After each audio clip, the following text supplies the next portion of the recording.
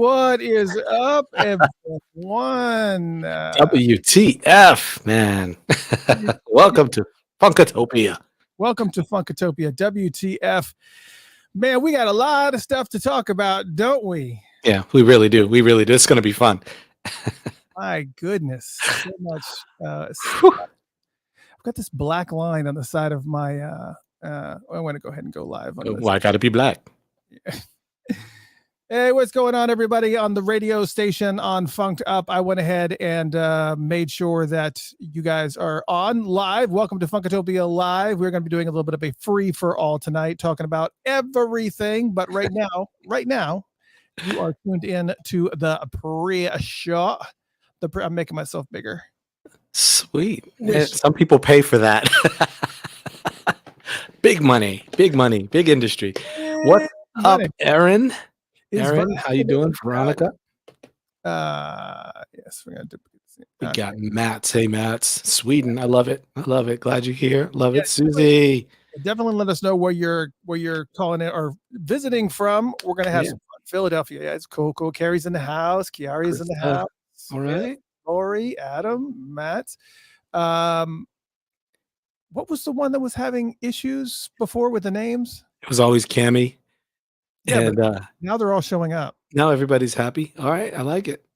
Somebody fixed something, I guess. Yeah, I guess somebody fixed something.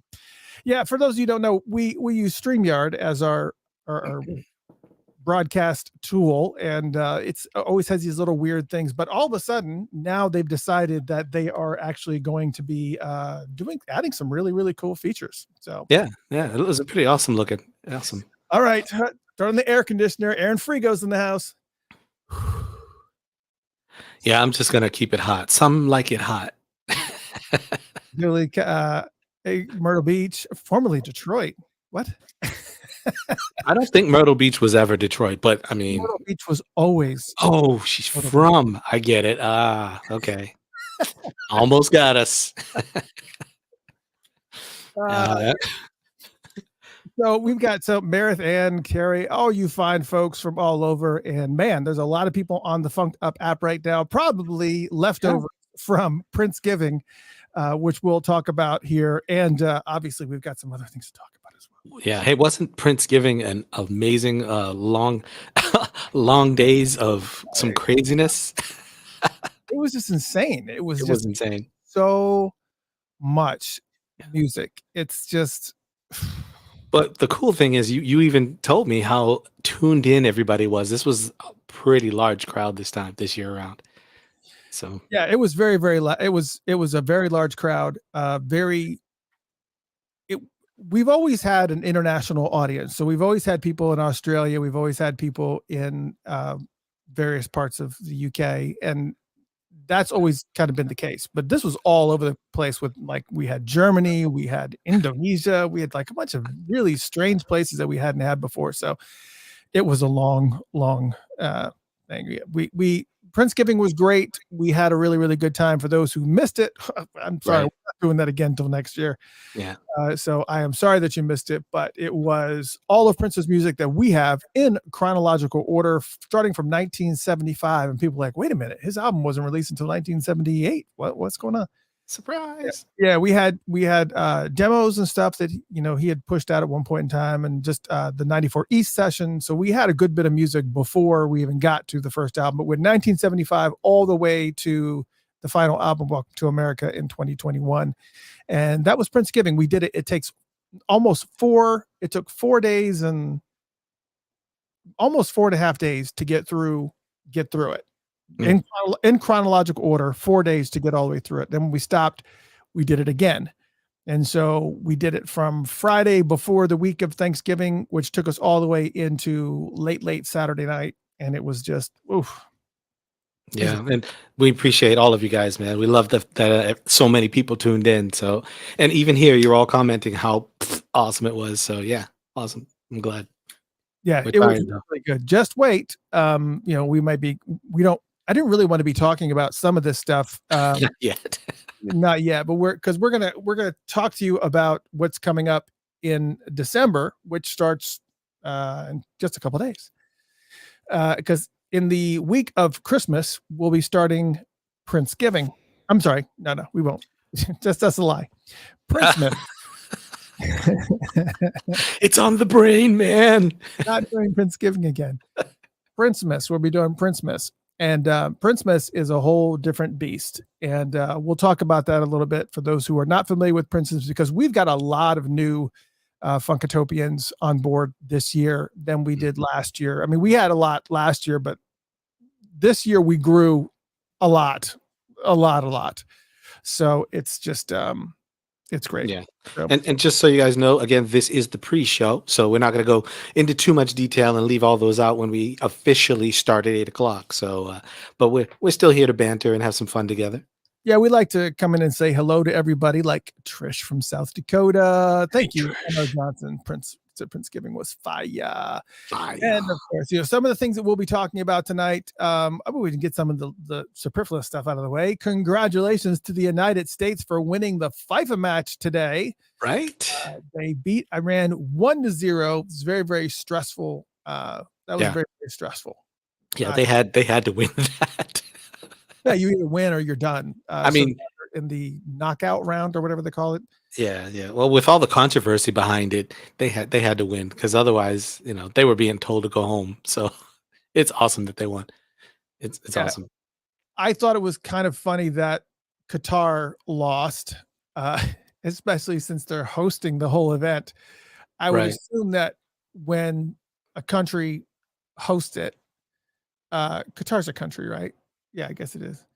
I don't know. I'm geographically stupid, just so we're clear.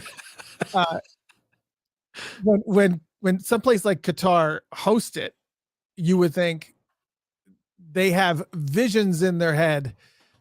Besides sugar plums, they have visions in their head of their location winning. Right. So, yeah. Anyways. Yeah. No. I mean, but that's the beauty of competition. You just never know.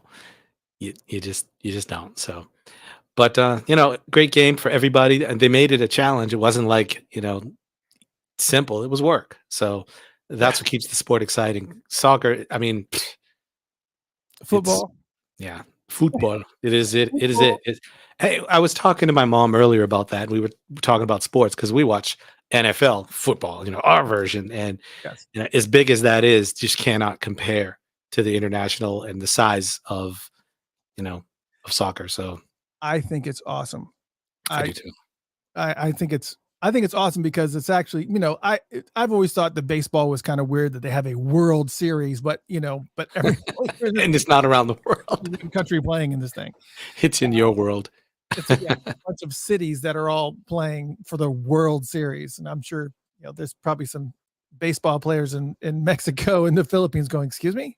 Right. Hey, bring the game over here, fella. Yeah, I know. Show us some world stuff. Yeah, hey, Peggy, just letting you know, yes, we are. We're on not only Facebook, but we're also on YouTube. And at least as far as the live goes. Yep, so. And the Funked Up app. And the Funked Up app. And what's really cool is that we're also going to be doing, starting next week, we'll be doing broadcasting the broadcast live onto our website as well, on Funkatopia.com, because StreamYard started doing that capability. Yeah, they gave us the codes to be able to embed the pages. So now you can just go to our website and keep it simple. Everyone can be in the same place. I mean, what? So we'll be doing Facebook, we'll be doing YouTube, and we'll be doing our website. All that will be streaming. Plus, on top of that, we're also streaming right now to the Funked Up app. So many people are listening on the mobile app or listening at purpleyodaradio.com.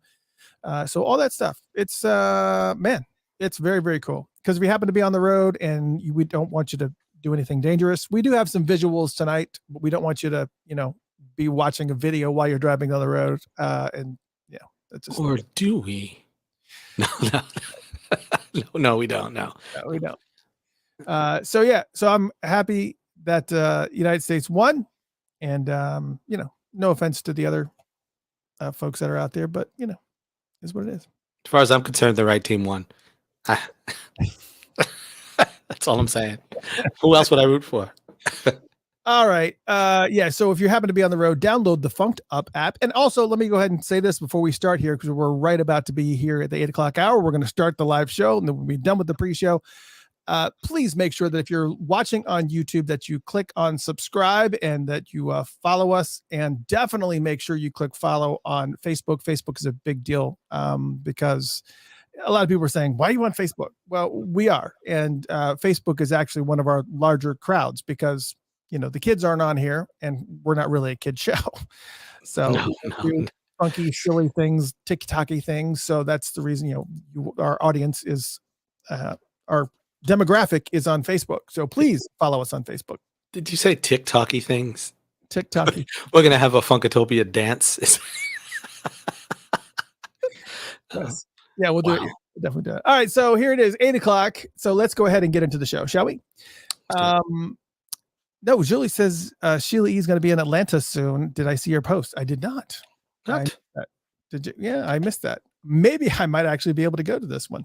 Yeah. I'm sure that I will, because we'll be talking a little bit about stuff soon here. Anyways, welcome to Funkatopia. WTF? Would like to say that we got to make some hats that have it. WTF in the middle and like welcome to Funkatopia around the. Yeah, that's it. We got to do it. I am so glad to be back on. Last week was Thanksgiving. Obviously, we were doing Princegiving last week, and I am your host. Let me go ahead and start that introduction, right?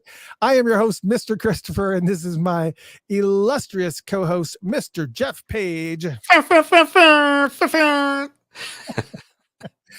And tonight we're going to be talking about all things. We're going to be talking about things that aren't Princely related, but obviously, as you know, we are primarily a Prince type show, but there's a lot of things that Prince was into, and I'm sure that a lot of things that we'll be touching on were near and dear to Prince's heart.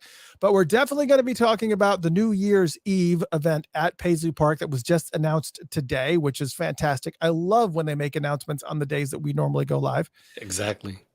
It's because we actually had. We'll talk about this. I was going to start going into the meeting notes, but we're not doing that just yet. We're going to be talking about New Year's Eve, but we got some just preliminary fuddy-duddy stuff to get through and just take it from there. Yeah, that's what it is. I'm curious about your trip, man. I want to know how good a time you guys had. That's what I want to know about. That's the news to me. Well, it was. Jaden and I went to New Jersey, and then we went to we were in New Jersey for a family for my aunt's 90th birthday, which was a surprise birthday party, and Wow. I was probably close to 80 people showed up, so it was like a lot, and I was a little bit concerned it was going to be way overwhelming, but she would really loved it. She had a really good time. Everybody had a good time. Nice. Then we went to New York City for a couple of days on Monday and Tuesday. Which here's a picture of Jaden and myself in Times Square. Let me just say this. Jaden is not a fan of New York City. Really? I think she used to be before she started to get a little bit more weird about germs and whatnot and things. And she just, so now when you've got people that just like are all just, piled one after the other right on top of each other, she is not a fan. Yeah. And you get all those people that are really pushy that are handing you brochures in your face and asking you for money right in your face. And she was just she was not having it. I will say I'm glad she's not comfortable with that because nobody should be. I don't care who you are. No one should be. Yeah, it's just not a thing. So she wasn't really excited about it. She was, by the time we got through to New York, we were going to be going home. That was the other thing too, was when we got there to New York City, we had to walk from the Port Authority bus to our hotel, which is about 2 blocks which is not far, but it's far on New York City, New York, yeah, in Times Square, right.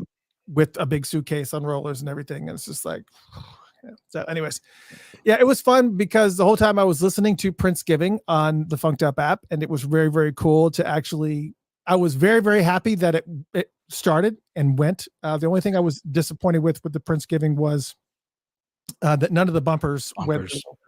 So you had the entire, like for the NPG stuff that was playing in the 90s, I had, Tony M. I had his bumper that was in there. Yeah. I had Damon D's bumper was in there. Morris Hayes' bumper was in there. But whatever, the system just decided, nope, screw up, no bumpers.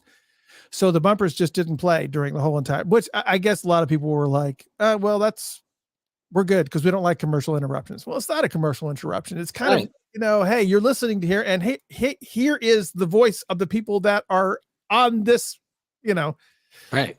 giving a shout out to Funkatopia on the show. So it's really, really cool. And we appreciate all the donations that we got. It was very, very cool. Yes. There were a few. Yes. Susan said you did hear a few bumpers. There was 2 bumpers. We had the brand new bumper for those that missed it. Oh my God. I wish I had it right here. For those that missed it, we have a bumper from during the Under the Cherry Moon. We had the bumper with the I know, probably have it here. Hold on a second. Oh my gosh. That one was like amazing. And that one I was able to wedge in there because I just wanted to wedge it in there. And Give it a wedgie. I gave it a wedgie. And then which was essentially gosh, I'm drawing a blank. I forgot the actor's name now. But basically what I was doing was I had I don't know where it's at. Anyways, I had him reenact the answering machine for me. So he did the whole thing. You're not listening to you're not listening to Mr. Christopher and that funked up radio, are you? As if you are, I'll kill him. You darling. And so I had him do the whole answering machine with the Prince playing the piano, ding, ding, ding. And so I had that bumper was there. And of course you had the donation bumpers going as well. Yeah, so that was a really great bumper. I love that new bumper. And it was fun. But anyways, Yeah. that's the one's running. It made me laugh.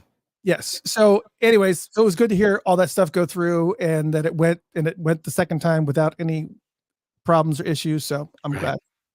So we'll talk about Princemas here in a second.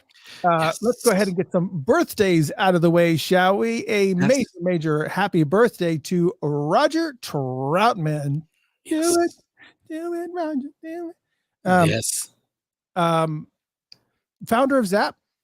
He would have been 72 today. He was unfortunately found shot outside of his recording studio in 1999, which was a shame. I don't know what it is with shootings and recording studios. I mean, what it is, like maybe somebody feels cheated or something. I don't know what happens. Yeah, it's horrible. And after a good session, some craziness happens.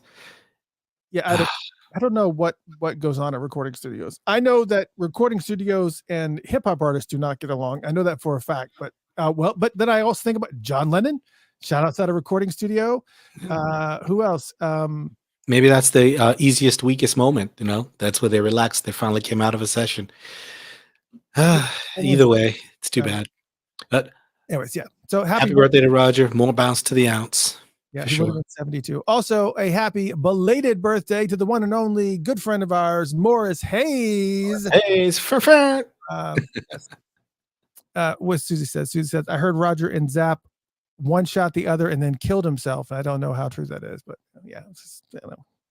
Let's talk about the happy times. Morris Hayes, happy belated birthday to Morris Hayes. He turns 32. Man. Right? Wow. You owe me one, brother. Yeah, I don't remember what his age is, but happy belated birthday to Morris Hayes. His birthday was just a couple days ago. And of course, same day as the one and only Motown founder Berry Gordy, who is obviously founded Motown, the Supremes, Marvin Gaye, Temptations, Four Tops, all of them, Gladys Knight and the Pips, Stevie Wonder, Jackson 5. Let's just keep on going. I mean, dude is a legend. Super. It's amazing. He's still kicking it today. I think he was 90. I don't remember. I think I would know these things, but I for some reason I didn't write it down. You can go to the Facebook page and it shows you how it is. Yeah, he's maybe 45, 46. Yeah, something like that. Also, some other belated birthdays that we did not get an opportunity to talk about until today was we just passed Jimi Hendrix's 80th birthday. Man, he looks good for 80, doesn't he? Which is crazy. Yeah, it's because it's colorized. Yeah, it's been Ted Turnered. It's been Ted Turnered. Jimi Hendrix's 80th birthday is also, and of course, speaking of folks in their 80s, Tina Turner turned 83 just a couple days ago, which is just, she always looks, she does not look 83. So she definitely looks very, very different than she did, back in the 80s and 90s, but don't we all? And then there's, of course, a couple of sad pieces of information that have already passed as well. That was a rest in peace to Charles Koppelman. Charles was one of the main folks that was responsible for, he was obviously a legendary music executive. He was also the former chairman of Martha Stewart's company, but he passed away at 82, but he was working, he was the CEO, I think is one of the, I think it was the title. He was pretty much the head of EMI. And when Prince was looking for a label to help him with his distribution of the Emancipation album, Charles Koppelman came to the rescue and helped him out, and actually worked out all the details and kind of got all that stuff, situated for him so that he could, they worked out the deal where, no, we don't own the masters, but we do want a little piece. We are doing a lot of work here and doing a lot of printing and doing a lot of distribution, because I think one of the things that Prince found out when he left Warner Brothers was, holy shit, it's really difficult to get into record stores and retail locations unless you have all those connections in place. It's like, wow, that's a lot. But yeah, thanks to Charles Koppelman, who actually got Emancipation out there. And yeah, I mean, we look at the distribution of Prince's albums in the 90s that were not non-Warner Brothers. I mean, it was tough. Yeah, it was not the same. Yeah, absolutely. You didn't, an album would be released, and if you weren't paying really, really close attention, if you happen to be a fair weather Prince fan, you'd be like, oh, he released 2 albums since. You wouldn't know. You just wake up and, oh, there's something out. Yeah, it's true. Yeah. So rest in peace, Charles Koppelman. He died at 82.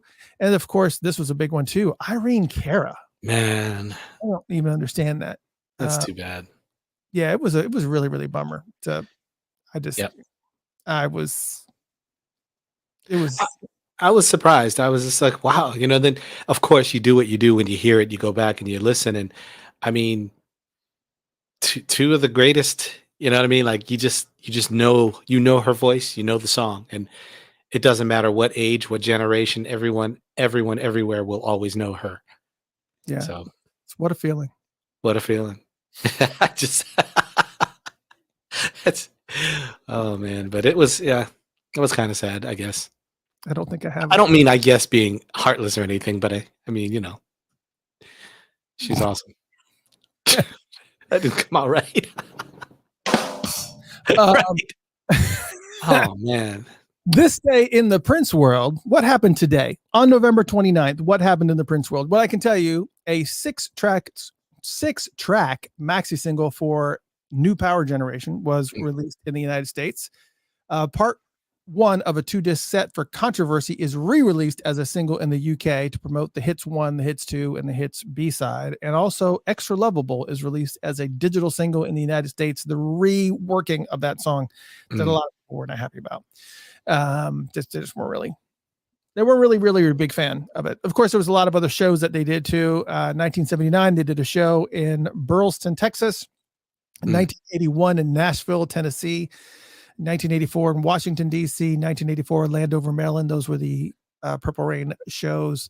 Dallas, Texas, 1988, 2002 in Nagoya, Japan, which is the One Night Alone tours.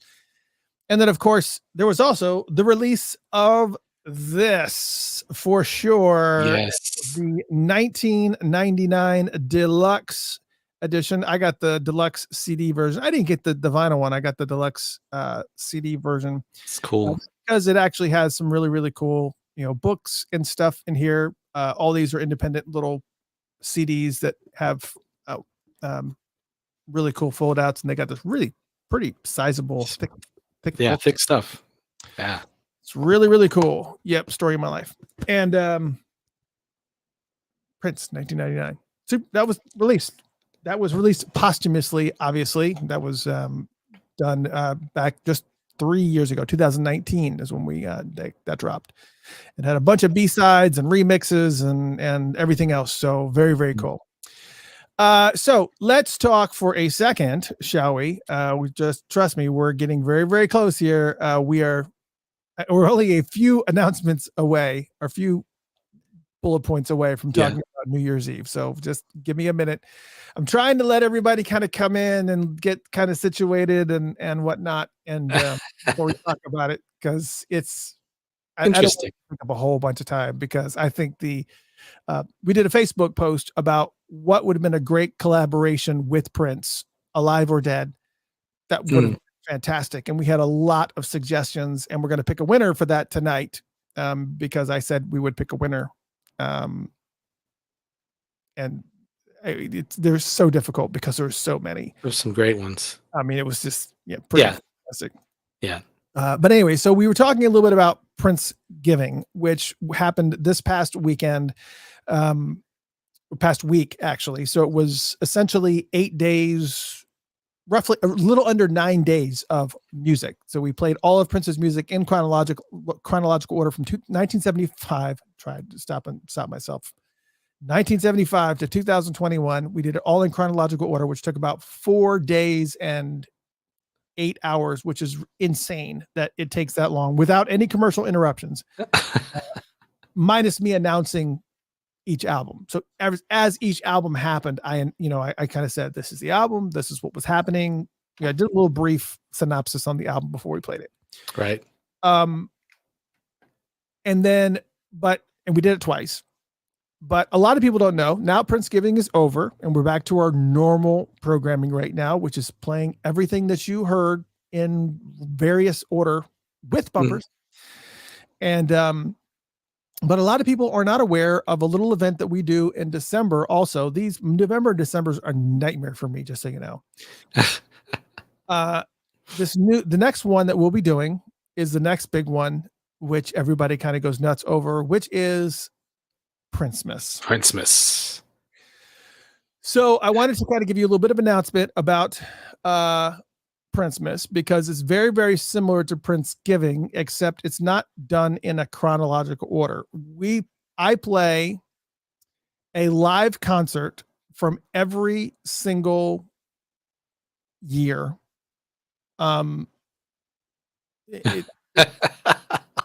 It's not in chronological order. And the reason why it's not in chronological order is because if you were to take all of his concerts, those first 5 years would be very, very repetitive. Right. After the first 7 years would be very, very repetitive, because his library wasn't that deep. And so, and everybody wanted to hear the hits at every single one of his shows. So, the same songs be playing over and over and over again. Right. So, it's really, really mixed up. So like one year you'll hear 1980, back when he was on tour with Rick James, and then we may jump all the way to 2014 when he's touring with Third Eye Girl. Or we may jump to the 90s and we're, the Gold Experience, something, whatever. Right. We're going to be doing a concert from every single one of the years that he was touring, and in some years multiple, because there were different tours that happening. And of course you also had after parties and shows that were not really they weren't really, there wasn't any semblance of order to them, so it was just kind of random jam sessions and whatever. So just so you know, Princemas will be starting in the week of Christmas. I have not decided on a date yet, so I will let you know when we get closer, because I have to go through and pull all the music in, figure out because one of the things I want to do is make sure that the quality of the concerts is good.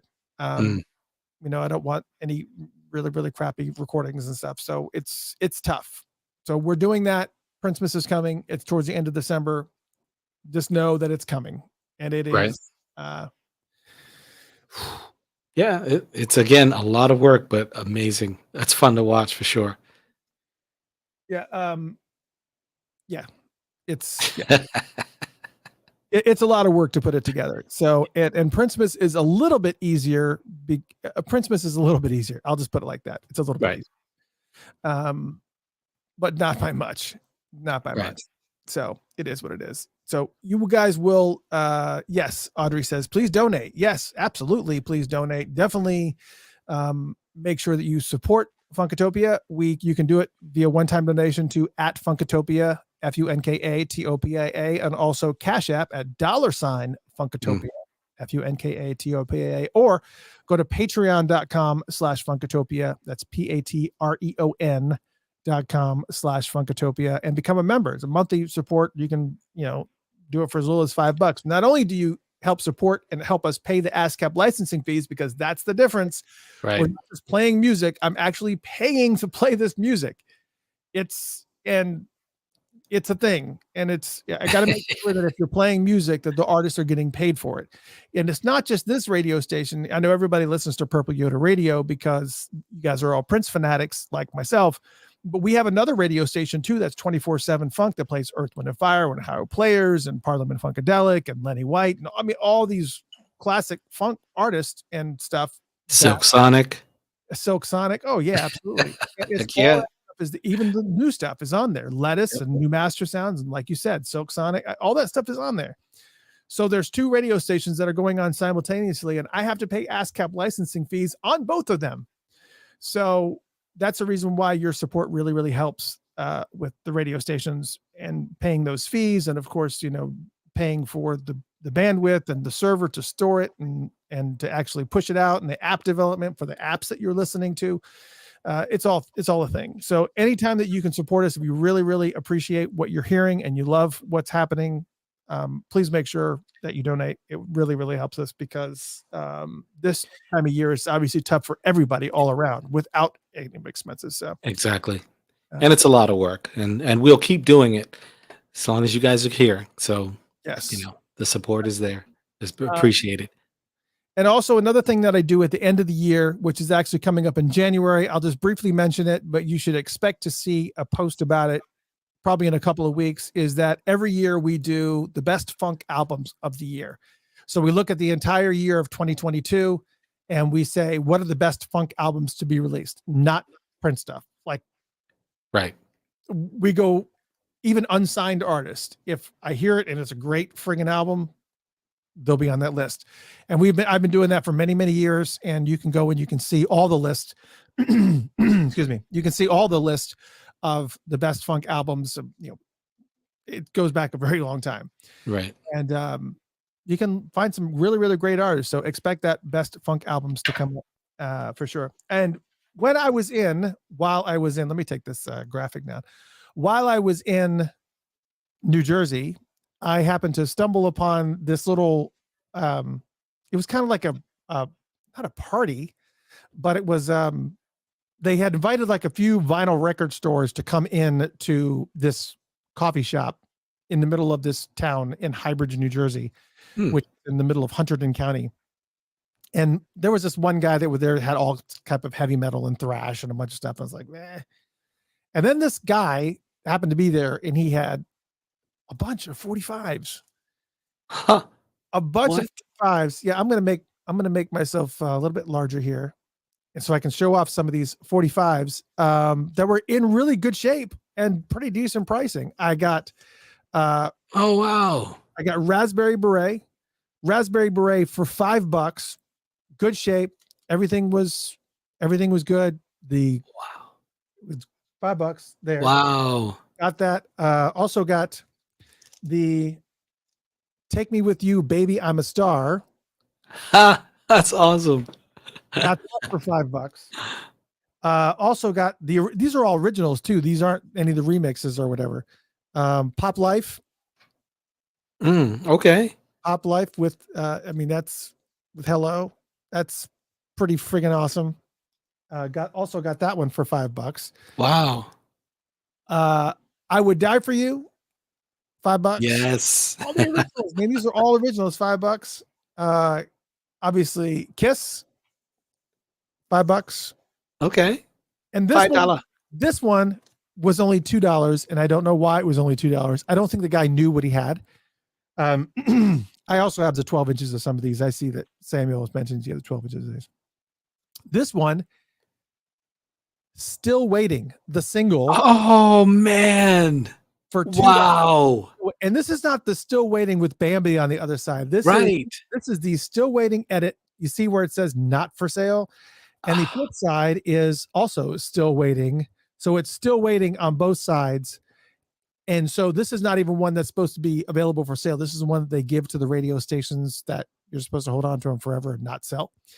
$2. $2. Wow. Yeah, he had no idea what he had. He had no idea. It was just, he was like, that's not one of his big hits. And you put $2 thing. I was like, nobody's going to want this. Did you do it like that? Real creepy. Nobody's going to want this. $2, just take it off my hands, make me go away.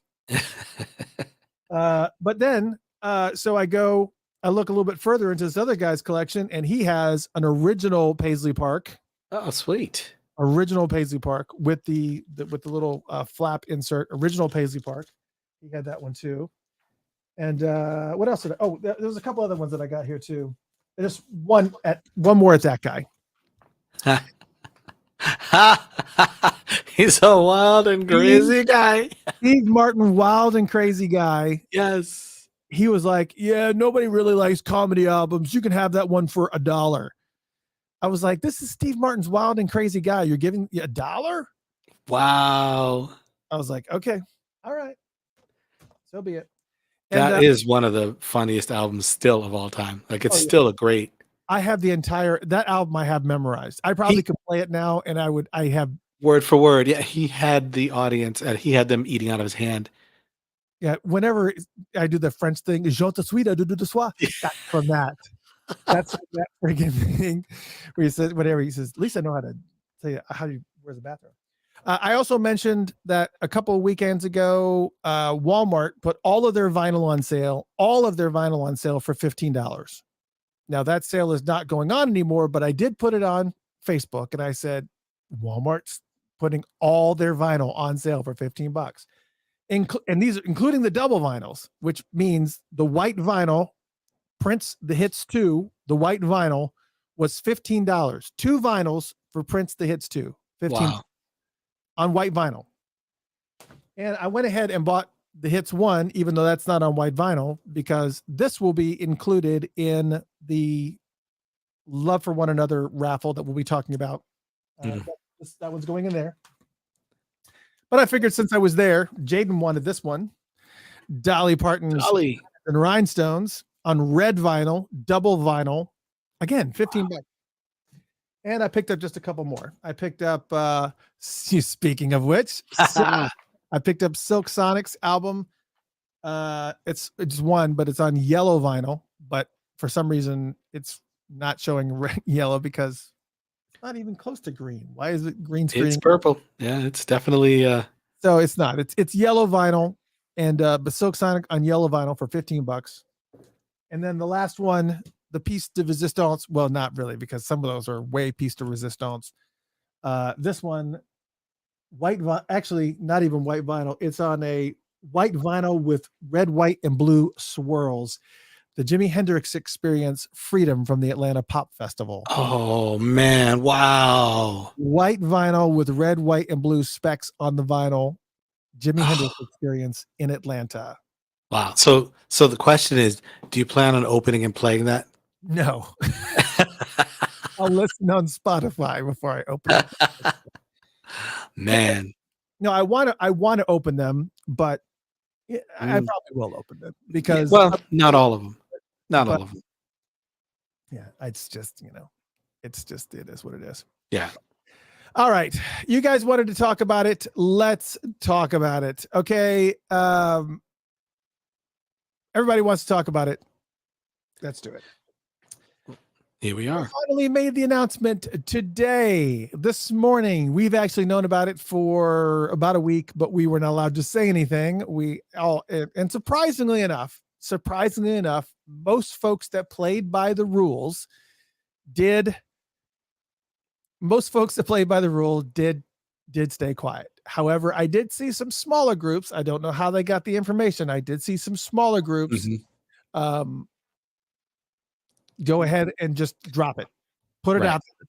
And so it was out there for a while, but they made the announcement today officially at 10 a.m. Central Standard Time, 9 a.m. Eastern Standard Time, that New Year's Eve, Sharon L. Nelson presents Enlightenment New Year 2023. Mhm. You know it. December 31st, 2022, the dawn of a new era. It's produced by OMG Studios. It's Morris Day and his band in concert. And I say and his band, I didn't say the time. Right. Morris Day and his band, and also featuring DJ Lenka Paris and DJ Dudley D, all Yes. at here. All there, Paisley Park. Yeah. So here's the thing. I know a lot of people were yes, Elisa says it was sent via email to people. Yes, it was sent to email via people to some people that specifically ran Prince themed groups. So if you did Right. get an email, it was because the fact that you are one of the administrators for a Prince themed group on Facebook or somewhere else. And that's kind of how they made the decision of Right. They how have been paying attention to people out there. yes. So, and let's be really, really clear about some things, because we actually had a meeting today with Sharon Nelson. We actually talked to Sharon Nelson and Monique Linder, who is the organizer of the event. But there was a bunch of other people, not a bunch of other people. It wasn't even the double digits, was it? No, not really. No, not this time. If there was 10 people there, I don't know. Right. But we had a meeting today with Sharon Nelson to talk about, not only to talk about this New Year's event, but how about the future? Correct. The future of Paisley Park. That's probably the best part of it. So she started by kind of giving a little bit of history about meeting. Obviously, this is Prince's sister. They have the same dad, but they do not have the same mother. And they met at her mother's funeral. That was actually the first time that they had actually met, which I want to say was 78. And he was 17. Yeah, he was 17 years old. So she kind of started by telling a little bit about the story about how she kind of met Prince for the first time there at her mother's funeral. And then Prince wanted to move in with her because she was living in New York at the time. And she said, "You can't move in with me unless you finish high school." And he said, "Fine." So he finished high school. And then, of course, he went and moved there. And then, of course, she told some really, really funny stories about, giving Prince driving lessons and things. So she was kind of sharing stories about Prince in general, and how she was trying to give him lessons. This is actually in Jersey at the time. Because he was saying that he was having a hard time driving because he was focusing on all the women. He's checking out the girls. He's like, New Jersey has a lot of beautiful women, and I can attest that New Jersey does have a lot of beautiful women. But anyways,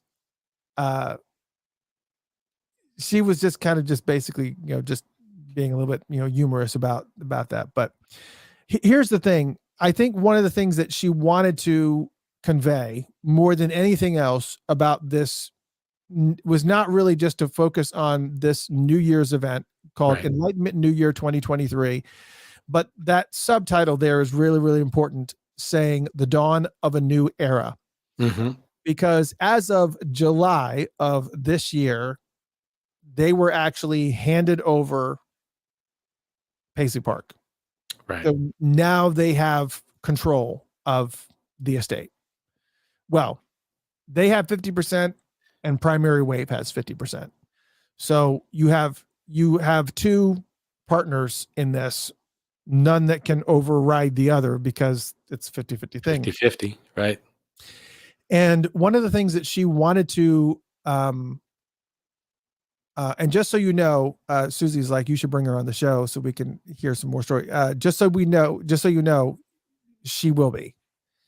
And we're still working on dates here, but I'll let you know. We're working on it right now. There's things going on right now as we're talking. Right. As we're talking, there's discussions going on right now about her coming on the show. So that's happening. Just know it's happening. She's been on the show before, just so you know. She was on the show years ago when her father's album came out. John L. Nelson's album came out. She was on the show. So, anyways, she's planning a whole different spin on how they're going to be handling the music, how they're going to be handling the shows, how they're going to be handling Paisley Park, the operation of Paisley Park. They are planning on doing, as far as where it stands now, they are planning on doing events at least once a month at Paisley Park. So let me Right. just tell you that I am extremely jealous of all you folks that are in driving distance of Paisley Park. Exactly. They're about to flip the switch come next year. She said there's still some stragglers from the old regime that was there that will not be there by the time the end of the year comes. So just know that things are shaking out there, and she's starting with a clean slate, and she has nothing but one of the things that was very, very interesting is that she said that she was very, very frustrated that, like all of us are, that the same stuff keeps coming out. And it's like we keep hearing the same songs and remixes of the same songs and the same things over and over and over again. And she said there's so much unbelievable music that is in the vault. I mean, just tons of things that are in the vault that need to get out because they're just freaking incredible. And her goal is to get that out. But he said that they've kind of they've left things in a huge mess right now. And that's one of the things that they are really just very, very frustrated about. Just trying to clean up the books, just trying to clean up what they've done, all that stuff where all that music is over there in California. They want to get it all back. Move it back. They want but they need to make sure that the facility that they bring it back to is going to be protected and is going to be, have that same level of protection. Yeah, it has to be back up to code. It just has to be. Right. The way things were left, things kind of dropped in that scenario. So yeah, she's got a lot of work to do, loads of work. But everything that she said was really about getting back to the fans, and she really like Mr. Christopher said, the fact that she was even tired of releases being the same music, she doesn't want to do that. So we know that things are going to change and grow, and in the direction that we've all been asking for and talking about and looking for. So they've been listening. She's been paying attention, and it's exciting. Yeah, it was very, very promising, and it definitely was very, very exciting. And just hearing the direction that she's talking about wanting to go in with everything that's there. And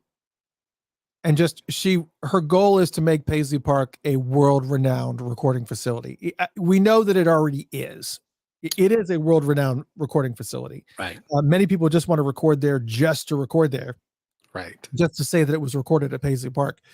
But she wants it to be everything that Prince had originally visioned for it, which was, being this, this movie studio, this recording studio, this, this constantly churning, being a huge, massive, major entertainment venue. That is her goal, is to bring it back to life, in the spirit of what Prince had originally envisioned for this facility. And that's what's going to happen here.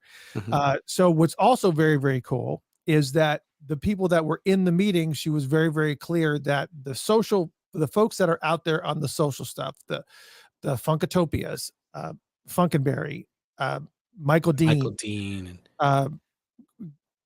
365, all the channels, all the Prince groups, she's actually giving those social places more voice in what's happening now. Yes. So if we have complaints about, the pricing of things or how things are working out or the types of shows that want to be coming down, she really wants to give the people more power over what's happening instead of, everything happening behind a curtain and then it's just unveiled. Here it is. So there's going to be a massive, massive shift at Paisley Park about how they do things. And that will start at the beginning of next year, but they've got so many different things that they've got to accomplish first. Yeah. And that is, again, coming up with a facility so that they can get all that material back out of California and back over here on the side so it doesn't fall off the grid with the San Andreas fault. Mhm. It is, they want to get everything back safe and under control. And there's going to be a lot more of that stuff from the vault that you guys are going to see, which is going to Yeah. be really fantastic. Yeah. So all that being said, let's talk about New Year's Eve, shall Well, we? let me just say, I love how candid and forthright she was about the process, about how things have been, and how the state of things as they are. I mean, she was very open about the amount of work that she's prepared to do, and even as far as who works there. I mean, it was just a lot of great information, and she's very serious. They are very serious. All of them. Man, it's just amazing. And the partnerships they'll be forming to make sure that your voice is heard, and we'll be helping to allow our voices, everyone's voice, to ring out. And so it's beautiful. Yeah, it's going to be definitely interesting for sure. I am going to let me share my I'm going to go ahead and share my screen because I have a couple of I'm just going to share the whole entire, well, let's see how this is going to work. Sharing is caring. Yeah, kind of. Sometimes. Sometimes it can be a real pain. Eh, Let's see here. I'll just start with the Chrome tab here. This is actually the page for the Sharon L. Nelson Presents. This is actually the event as it goes on. Again, it's called the Enlightenment New Sharon L. Nelson Presents. And let me be real clear about that title too. One of the things that is really, really important to understand here is that the 50% owners of Paisley Park at the estate or whatever right now consist of Sharon Nelson and Noreen. Those are the two. So when it says Sharon L. Nelson Presents, a lot of people say, why does it say that? So is this an official Paisley? I think one of the questions that came up was, is this an official Paisley Park event? and Yes. the answer was yes. Sharon L. Nelson, for all sakes of contractual, uh, she is Paisley Park. Is Paisley Park. So the answer is yes. This is an official Paisley Park event.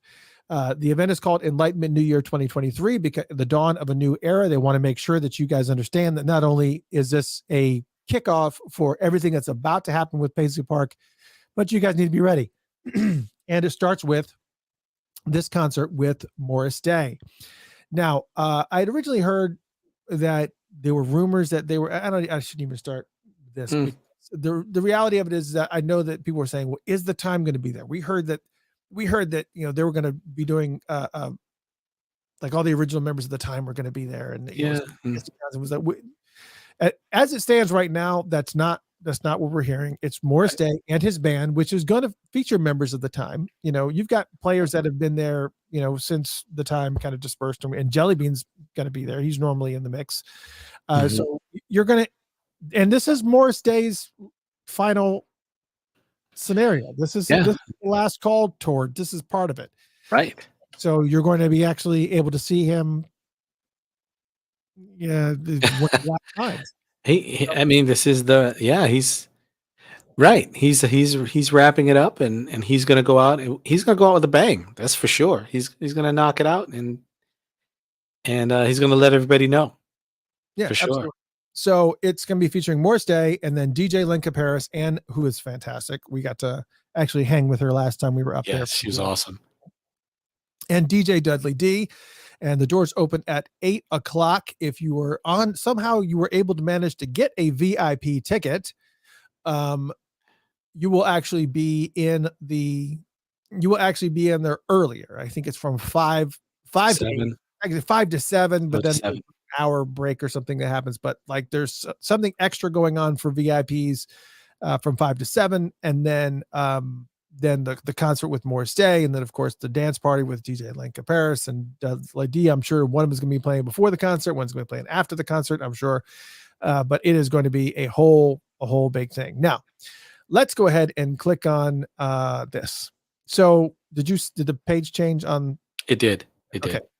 All right. So the general admission, as you can see, the VIP experience is sold out. And that one, again, is from exclusive pre-show from 5 to 7, which includes a parking space on site at Paisley Park, which I'm assuming means that if you go general admission, you are not going to be parking on site. So that means I don't know how that will work out. I'm sure information will follow.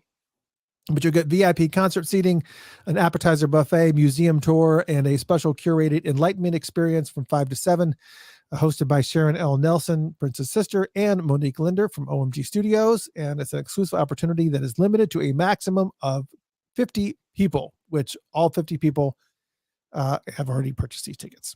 Right. Now, here's the thing. There's also general admission. General admission tickets are still available. The capacity at Paisley Park, I believe she said, is 1,000. 1,000. So I'm sorry, I got tickle in my throat and we'll go away. So a lot of people are mentioning the pricing of these tickets.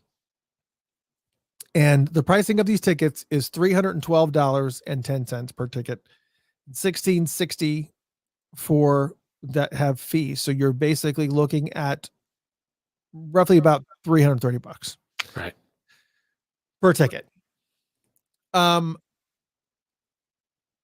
It was brought up that it was I'm trying to be careful because one of the things that we want to make sure of is that but we hear you. That's the other thing. Well, we understand it, and the celebration, which happened back in June, was it June? It was in June. The celebration that happened June was $399, and it was 3 days.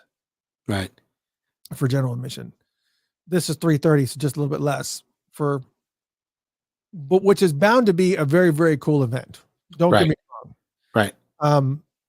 But I hear you. I've seen your post. I hear you. Yes.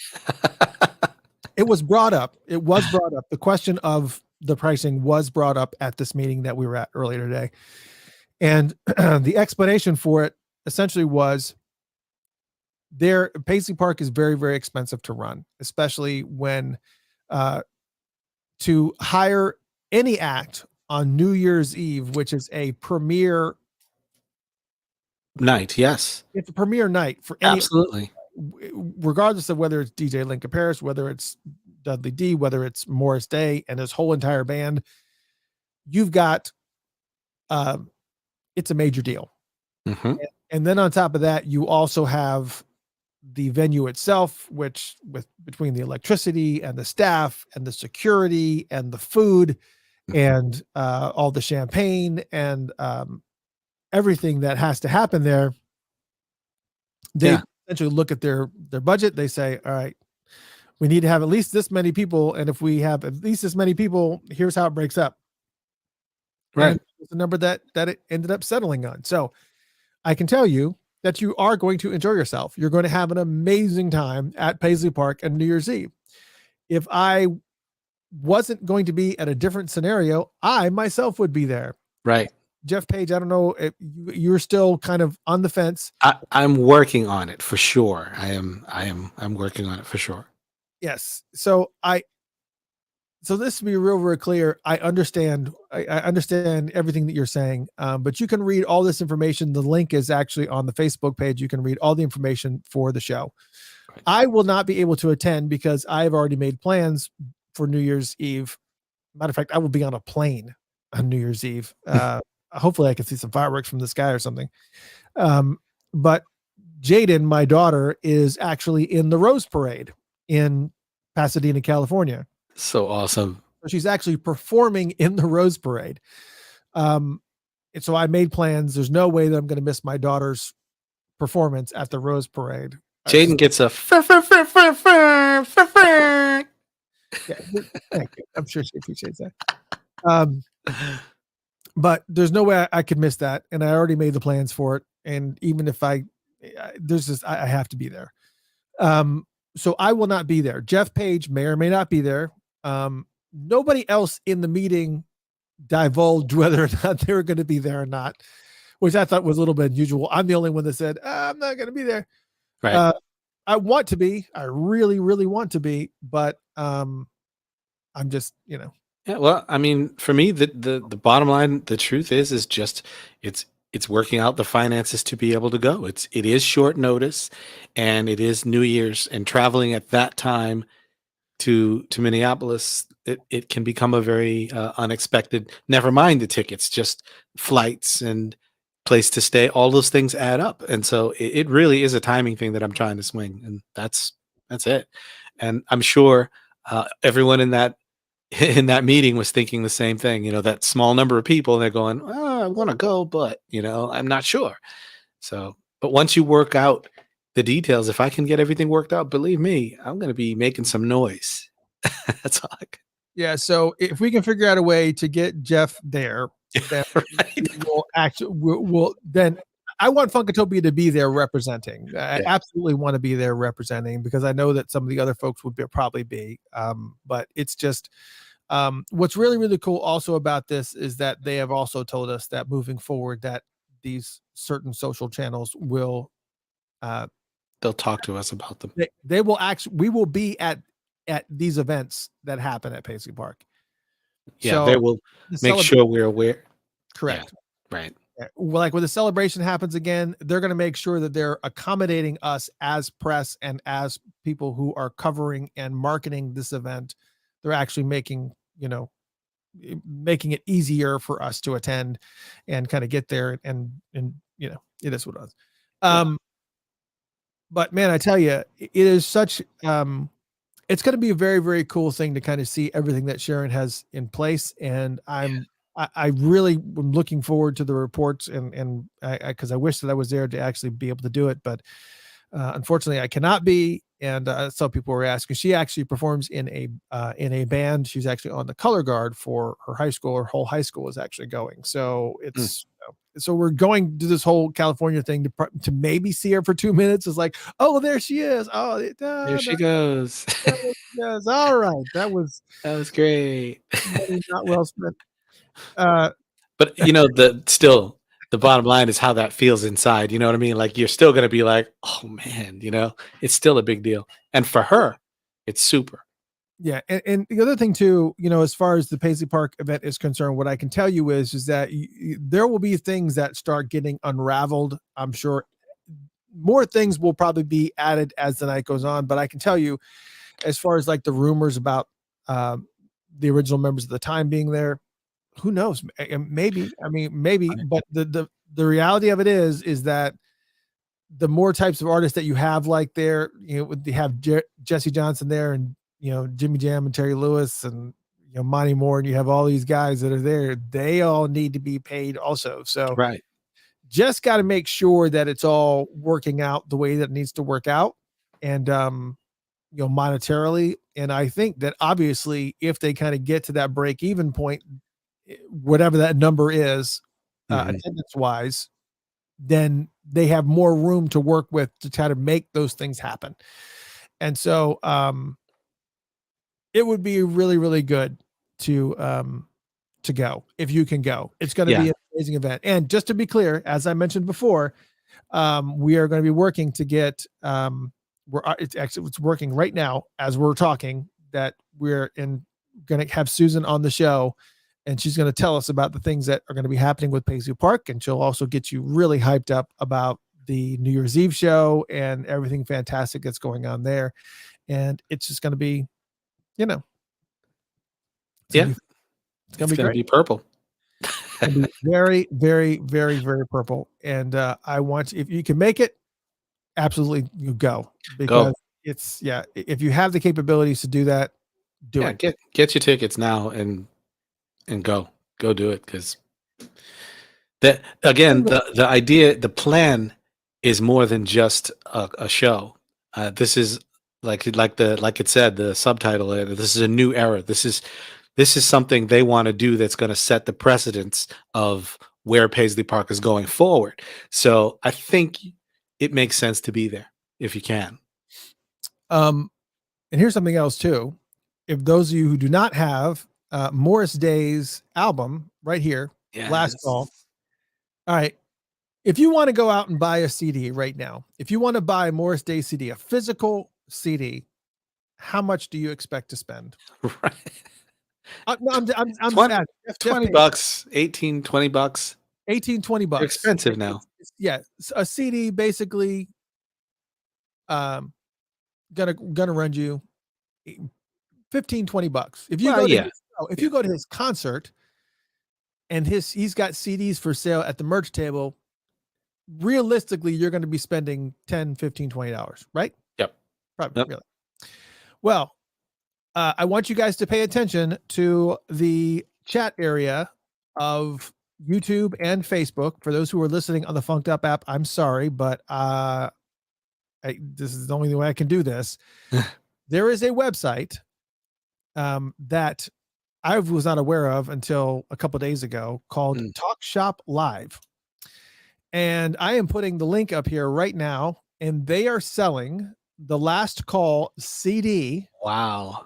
With an autograph, with Morris Day's autograph on it, on the booklet, for $10.98. That's amazing. Not just one. This is not just one guy who has one. Yeah, not $10.98. Here you go. It's not that. They have a bunch of them that were all signed by Morris Day, and they're selling signed copies of Morris Day's Last Call for $10.98 on Talk Shop Live. And I just put the link up there. And if you want them, they were still available before I started this show. And it's just, $11, $11 for an autographed copy of Morris Day's Last Call. That's awesome. So, yeah. So if you are still on the fence about checking it out, it's his last album. So get it, and you can get his autograph with it too. And it's gotta be worth, that's definitely worth, that's just awesome. Yeah. So there's that. Make sure you get it. It's a great one. Oh, you know who else has a brand new CD out right now? Who else? She just sent it to me the other day. I just got it a couple days ago. It's got a green cover, so I have no idea what's going to happen with this cover. It's going to be you. Green screen behind me, but I can tell you it'll be purple. No, it's not. It actually worked out. Candy Delfer's brand new album, We Never Stop, is out now. Candy Delfer. Yes, it is pretty friggin' amazing. Candy Delfer's brand new album, We Never Stop. Yeah, it's that's awesome. There's the back. There's the playlist on it back, but it is available now. It is called We Never Stop. She sent it to me, and we're working on getting her on the show as well. But it's got she's been doing a lot of collaborations. Matter of fact, on one of these songs, on the song called Convergency on this new album, she is playing with, I'll let you say the name, Jeff Page, with special guest guitarist, producer, songwriter, and 3-time Grammy Award winner. I'm looking through. Where are we? It's not in the notes. Nile Rodgers. I just thought you would say. Oh, I didn't know. I really didn't know. My hero. Yes. Nile Rodgers is on this CD as well as a bunch of Marcus Miller is on here as well. Wow. Phil Lassiter, which many of you guys know, he's played horns with Prince's band for a while. He's also in a band called Filthy, Philthy, Filthy. Nile Rodgers is on here a couple of times on Convergency and also the song Jammin' Tonight. Yeah, everything he touches is gold. That's awesome. How's the sound? I don't know. I haven't listened to it yet. It's rapper. It's still rapped. Still rapped. I'm only one man. I cannot do it. I cannot do everything. I can only do so much. What do you want from me? I cannot do it. You got to calm down. Just calm down. I only have 2 ears. Not trying to offend anyone, but I'm sure somebody will be. Yeah, I don't care. That's awesome, though. Candy, man. That's Candy, man. Nah.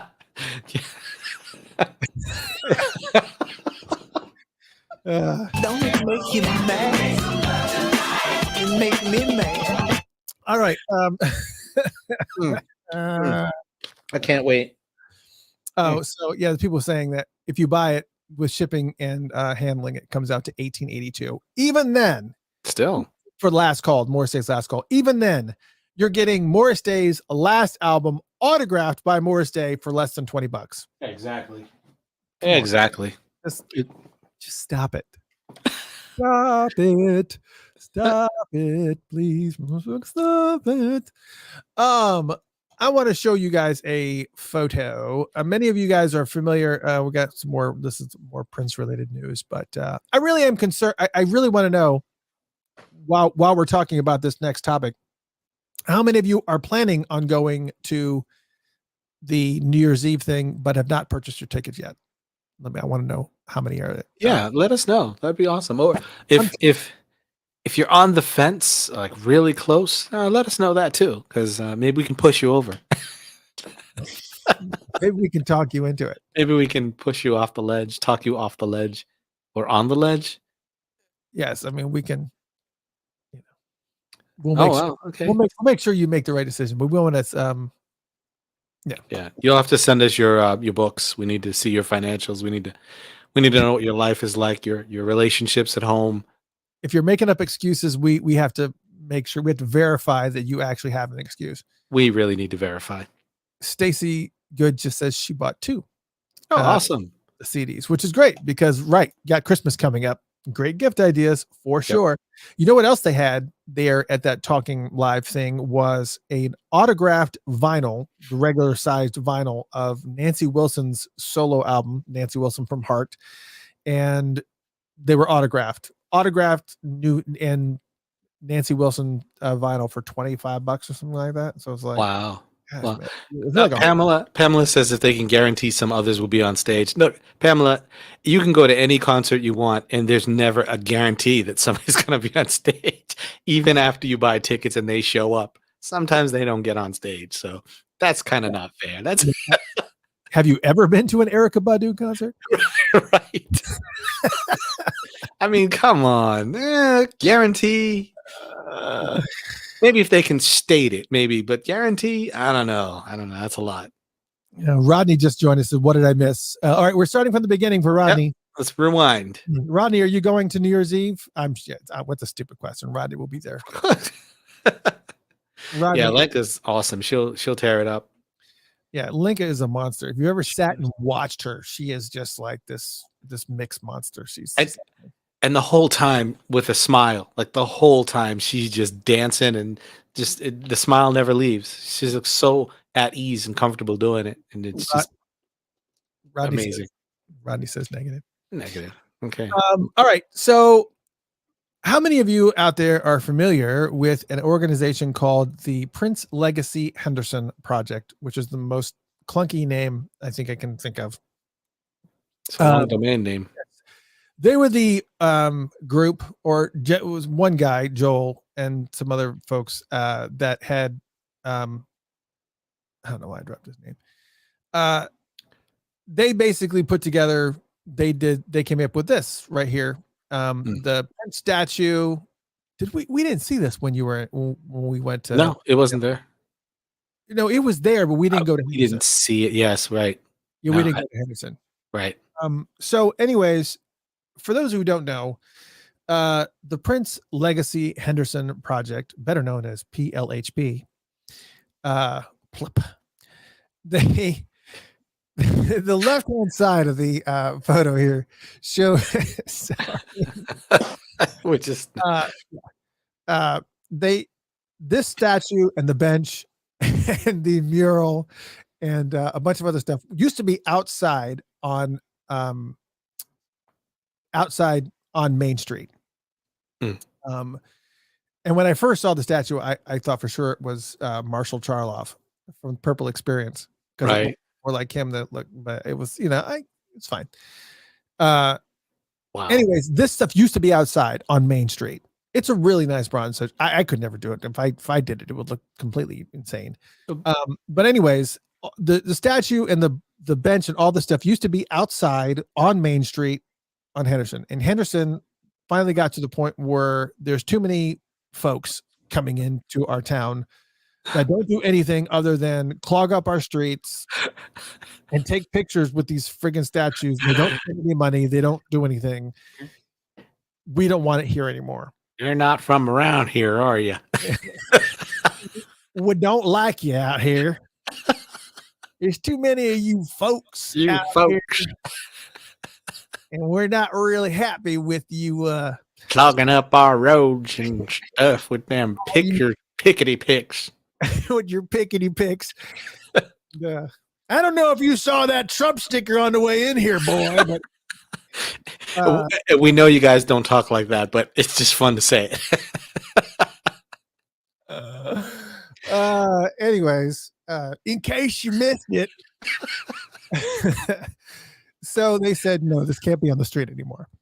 Yeah. And luckily for them, there was an antique place that is right across the street from where it was, called Hearts of Henderson, which is a really nice little quaint antique store that used to be a bank, and they have a vault in there that used to be a bank, and that was actually a pretty cool idea. And Right. they allowed Plip. I don't want to say Prince Legacy Henderson Project every single time. Perp. Allowed Plip come in there. And I'm not being negative. I'm just saying they allowed them to come in there and put in their stuff, which was just a few items at the time. Mm-hmm. And they got foot traffic out of it because people would come out and people would come into the come in there, and they put the bank vault that was part of the bank that used to exist before the antique store moved in there. They made into the vault, which kind of quirky. And there was a bunch of really cool homemade Prince type gifts like ornaments and drawings and artwork and just all kinds of really, really cool gifts. Mm-hmm. And there was just it was good for them because there was a lot of foot traffic that was going in and out of this antique store, and people would come in and they'd buy stuff. And of course, some guy, it was good. It was really, really cool little shop. Smart move. And the antique store itself was actually really, really cool. They had really realistic pricing on all this really neat antique stuff. And it was actually generating a good bit of revenue for the city. Mm-hmm. But for whatever reason, the city didn't want it there.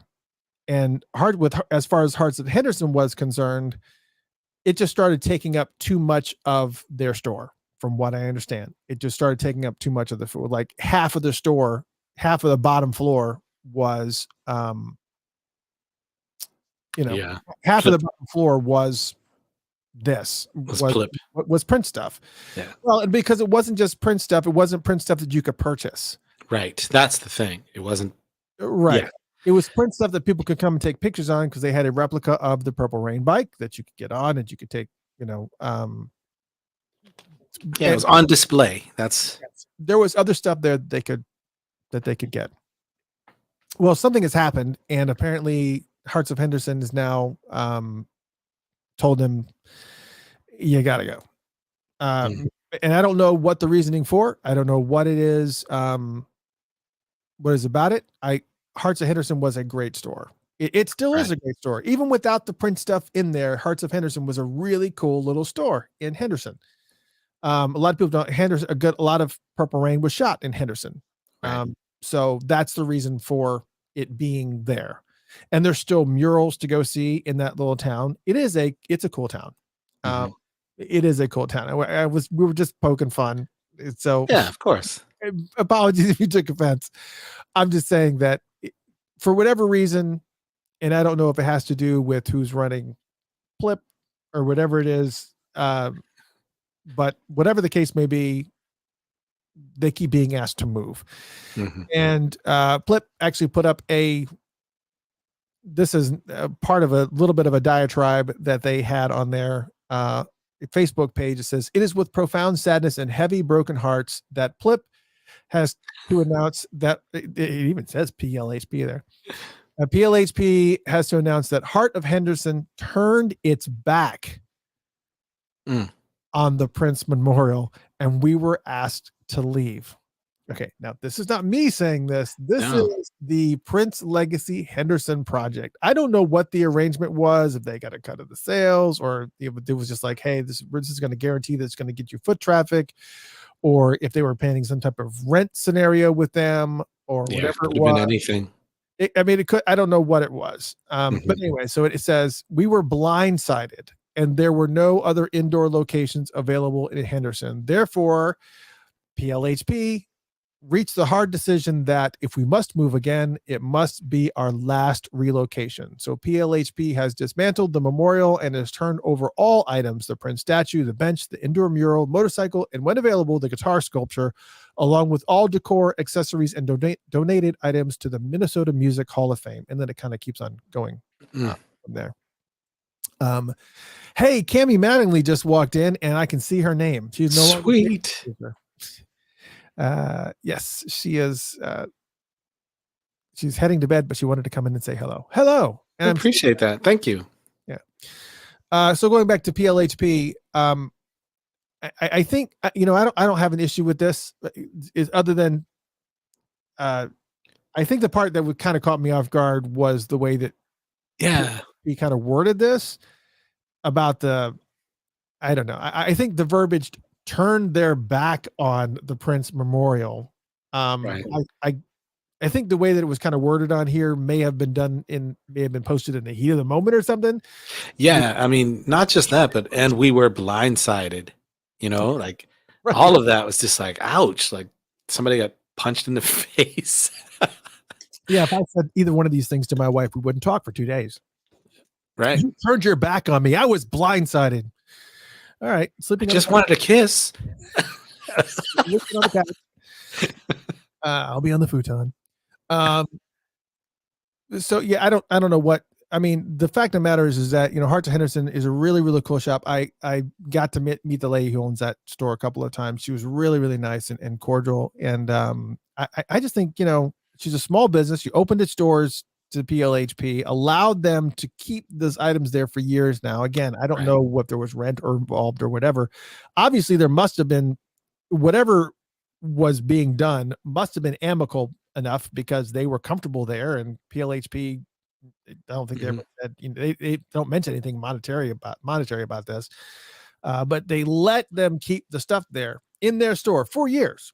So I feel like maybe the wording should have been, we are so thankful that when the city made us take all of the items off of Main Street, that Hearts of Henderson graciously allowed us to keep our items in their store for all these years. But due to challenging circumstances, we need to relocate them to the Minnesota Music Hall of Fame. Something like that. I don't know. Anything like that would have been more appropriate.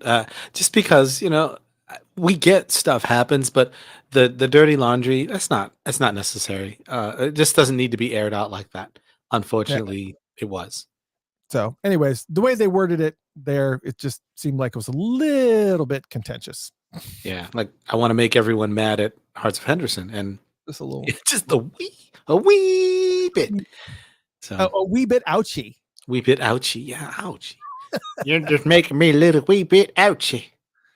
Yeah, but hey, if you go, that's really cool. But I guess the one good thing about this is that now you can go to the Minnesota Music Hall of Fame and you can see all this stuff, and not only see that stuff, which is actually pretty cool, but you can also see other stuff for all the Peterson family. You guys all know our good friend St. Paul Peterson, who's been on the show multiple times. St. Paul Peterson and the Peterson family, you get to see all the stuff with them, obviously with Bob Dylan, obviously with Lips Incorporated, with Funky Town, all those bands that are originated in Minnesota. You get to see all those and find out about all those cool bands. Right. I don't know. Yeah. I don't know. Yeah. A lot of comments about professionalism and a PC comment and just different things. And this is really just a scenario of taking a moment to pause, reread that letter before you send it, kind of thing. Double check that email.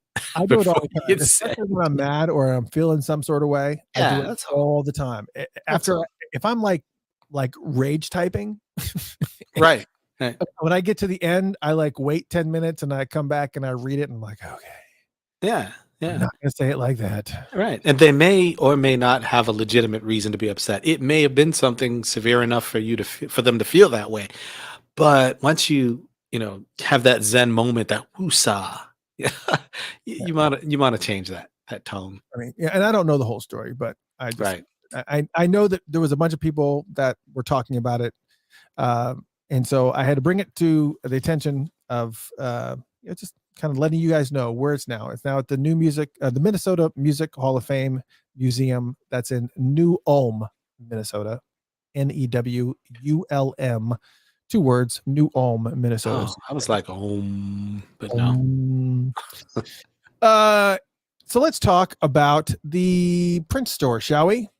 That Yes, has we some shall. brand new items that have been getting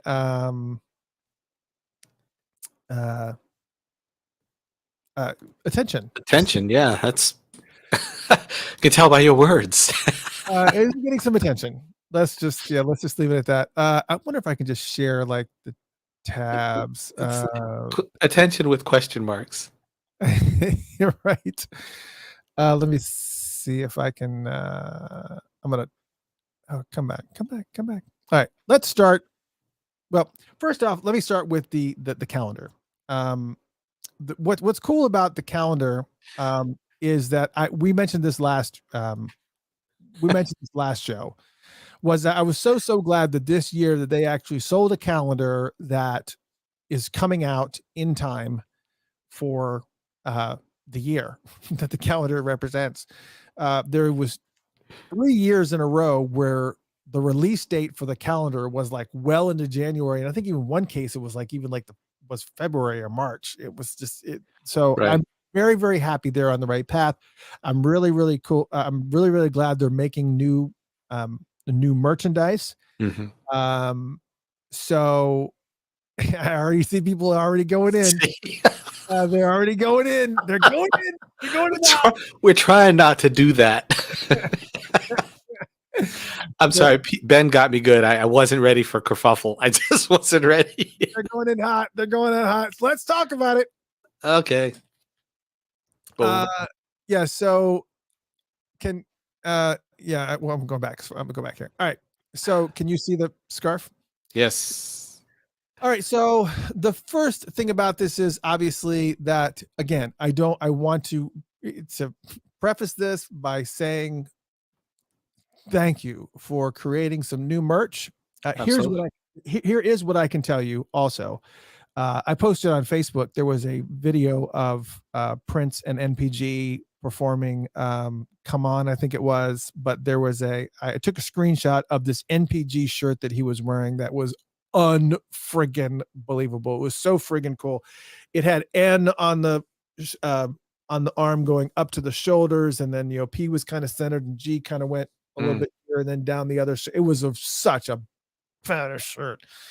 And there's so much merchandise that at one point in time existed that went through Prince's approval process that are no longer being created. Right. So I really feel like there's a lot of that type of merchandise that is out there that we can get, that they can recreate, like the candles that they did. I thought the candles was a really cool idea. That was done with I have it sitting around here somewhere, but PRN alumni recreated the candle scent that he used to have going in one of the studios, and it was really, really cool. It was a little bit more expensive, but it was cool because you knew that when you lit that candle, if you wanted to place yourself in that studio, if you've ever been in that studio when Prince was there, you could smell that smell and it would just take you back. It was just those types of things were really, really cool. Recreating those things. Like, matter of fact, they have I know people are going off on the silk. I'm not looking up the silk. I'm not going off on this. I'm trying. I'm not making eye contact. For those of you on the Funkatopia app, we're so sorry that you can't see these comments. These comments are just brutal. I mean, all right. So I'm just gonna say this while we're showing this this first one. When you look at any scarf, when they're open, they're not always in their glory, their biggest glory. It's if you pan over to the next shot, fold it, it looks actually pretty good when it's wrapped around. Yeah, like that. That's cool. So, I mean, the whole point of the scarf is it's being worn. It's not you're not walking around like you're trying to fend off a bull or something, you know. So, You're not a matador. You're not a matador. you're not a matador. But I think the problem that people had, obviously, were okay. For those who are on audio, it is the When Doves Cry white background with the flowers. That's the insert for Purple Rain. It's got the flowers on the white background, and of course, you got the eyes and the mouth. But then all around the border of the scarf in purple is the 1990, what is it, 95? No, 90, Oh, no, yeah. 93, 1992, 93 love symbol logo. So did not make sense. That does not make sense. Very simply, it just don't make sense because it's two totally different eras. And on top of that, it also has a very aqua blue Yeah, aqua blue insert around it that is not color matching to anything else that's anything. happening. I hope to God the person that created these silks are not on the line right now. I'm sorry. And they never really mention who the creator is, the artist. That's probably and we must not forget. We must not forget that the price of these scarves is $130. Now, I think that it's 100% silk, measures 42 by 42. I am not a fashion person. I don't know how much silk is now. I don't either. But $130 for a what is that? That's actually a pretty big scarf, though, isn't it? It sounds like a good size. Because 36 is 3 feet. So 3.5. Yeah, so like a 3.5 foot. That's actually a pretty sizable scarf. That's a good size. Yeah, that's a good size scarf. But it's still $130. $130 for a scarf. Plus, on top of that, you're going to pay shipping. But then let's go to the next one. This is again same scenario with the 1984 background and the 1990 logo. Now, I also want to bring it's not the, and of course, like you said, if it's bunched around, you kind of, you want to go for the stewardess look. This is good. Look, I'm only saying that because I wear scarves. I love scarves. Just gonna say that you are the only one of the two of us that wears scarves. I wear scarves. Yes, I'm not wearing one now. Now, I wore winter scarves before, wool that you put around your neck to keep your neck warm, but I've never worn a silk scarf. So, I'm curious your comment on so far the two scarves that we've seen here now. Like I said, when you look at it laid out, yeah, it doesn't look great. It doesn't make sense. But realistically, you take that thing and you wrap that up and you go. It's still color. It matches what you're wearing most likely. I'm trying, man. I'm so trying. Would you like soda, tea, peanuts, biscotti cookies? Would you like another drink, please? Like, no, look, I love scarves, and the longer the better. I would wear it. Upright position. I'm looking for something orange. If they would come up with something orange, I'd be all set. All right, so let's go to the next one. Oh, this is the same one. Hold on a second. Did I miss? Oh no. Yeah, I don't think. All right, so this is another one. It is a purple one that's got a bunch of versions of the way that Prince wrote his name on various albums from 1999 to this one's not a bad. Okay, I mean, because there's nothing really that's conflicting. It's a bunch of different ways that Prince wrote his name from the 1999 album to the For You album. Every single different way that he wrote his name, plus this Minecraft version of the logo. I don't know what this is. Space Invaders. Yeah, that's what it looks like. It looks like a low res version of the love symbol that kind of looks like something you'd see coming down a Tetris stream. Like, oh no, I don't know where to put that. Turn. Turn. But this one's not too bad. And of course, if you look at, that's not bad. It's not bad. It's not. I could see you wearing this one. I could see that. Now, just think it like this. You have this artist that is creating, and they have a blank canvas in front of them, and they're just throwing shit at it and seeing how it lands. That's kind of what not this one, but like the other one. And maybe that's the concept. It's like, take these pieces and let's put them up there. They represent something. Yeah. Well, I think there was, I didn't, I also, never mind. There was another one that was very, very similar. Hold on a second. There's one that is so. Yeah. I think I may have didn't, click on that one. Was it this one? The black and white one. The parade one. The parade one. Yeah. So then you have the parade one, which again is Prince in with his hands up in front of him on all four corners, and that version of the love symbol. I don't even know what that's from. Is that actually on an album somewhere? Am I missing something? No, I think it was. I don't know. Here's what I think. Space Invaders. Yeah, that's kind of what I'm thinking. It kind of looks like a low res version of. Maybe it was. Maybe there was at one point in time a version of the logo that looked like that. I can't remember. If it was, why not have that album? I don't know. Right. Anyways, I think what the people that are doing, putting these together aren't really, like, whenever I see people that are wearing stuff like this, you can obviously tell they're not hardcore fans, because it's like one of these, it's one of these scenarios where no hardcore fan would probably do it. And I would think if someone was going to spend $130 on a scarf, it's going to be a hardcore fan. And a hardcore fan is probably not going to spend. I did see people when I brought this up on Facebook, I did see people that say, I bought that one. Yeah. And I can't wait to get it. And I'm going to hang it up. And it's like, obviously these people are just they're not concerned that there's a mixing of eras and there's a mixing of. But see, I would disagree with you on that, because if they may know there's a mixing of errors, and maybe that's the uniqueness that they have and they want, because everyone won't buy it. Maybe you're right. I mean, there's got to be some reason. I will say that the new Prince NPG lined parka is badass. Okay. Yeah. Let me just go ahead and say that is.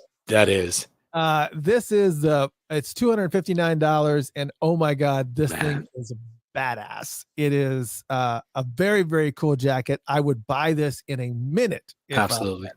I mean, but the inside of it's the inside of it's kind of, it's that different types of Prince, way Prince wrote his name on the inside, but I'm not really worried about that. But on the sleeve, it's got the new Power Generation logo on the side, which is awesome. Yeah. And NPG on the other awesome arm. I mean, it's all embroidered. It's got the logo black on black in the back. I mean, it's just, and it's got a fur lined hood. I mean, you represent with that for sure. Okay, you win with this parka. This parka is, my God, this is just unreal. These are in pre-order though, so you can't even buy it. There's some feedback on, they've got slippers and scented candles now. They do have these. I saw this jumpsuit appear today, $149 jumpsuit. That's here. That's actually really, really cool. So it has Power Generation script on the arm, and then it's actually pretty nice. I mean, if it's a really nice jumpsuit, maybe that's what it costs. I don't think I'm just not a fashionista. I don't. Yeah, because you still call them jumpsuits. They call them tracksuits now. Oh, tracksuit. Oh, jumpsuits. My bad. Sure.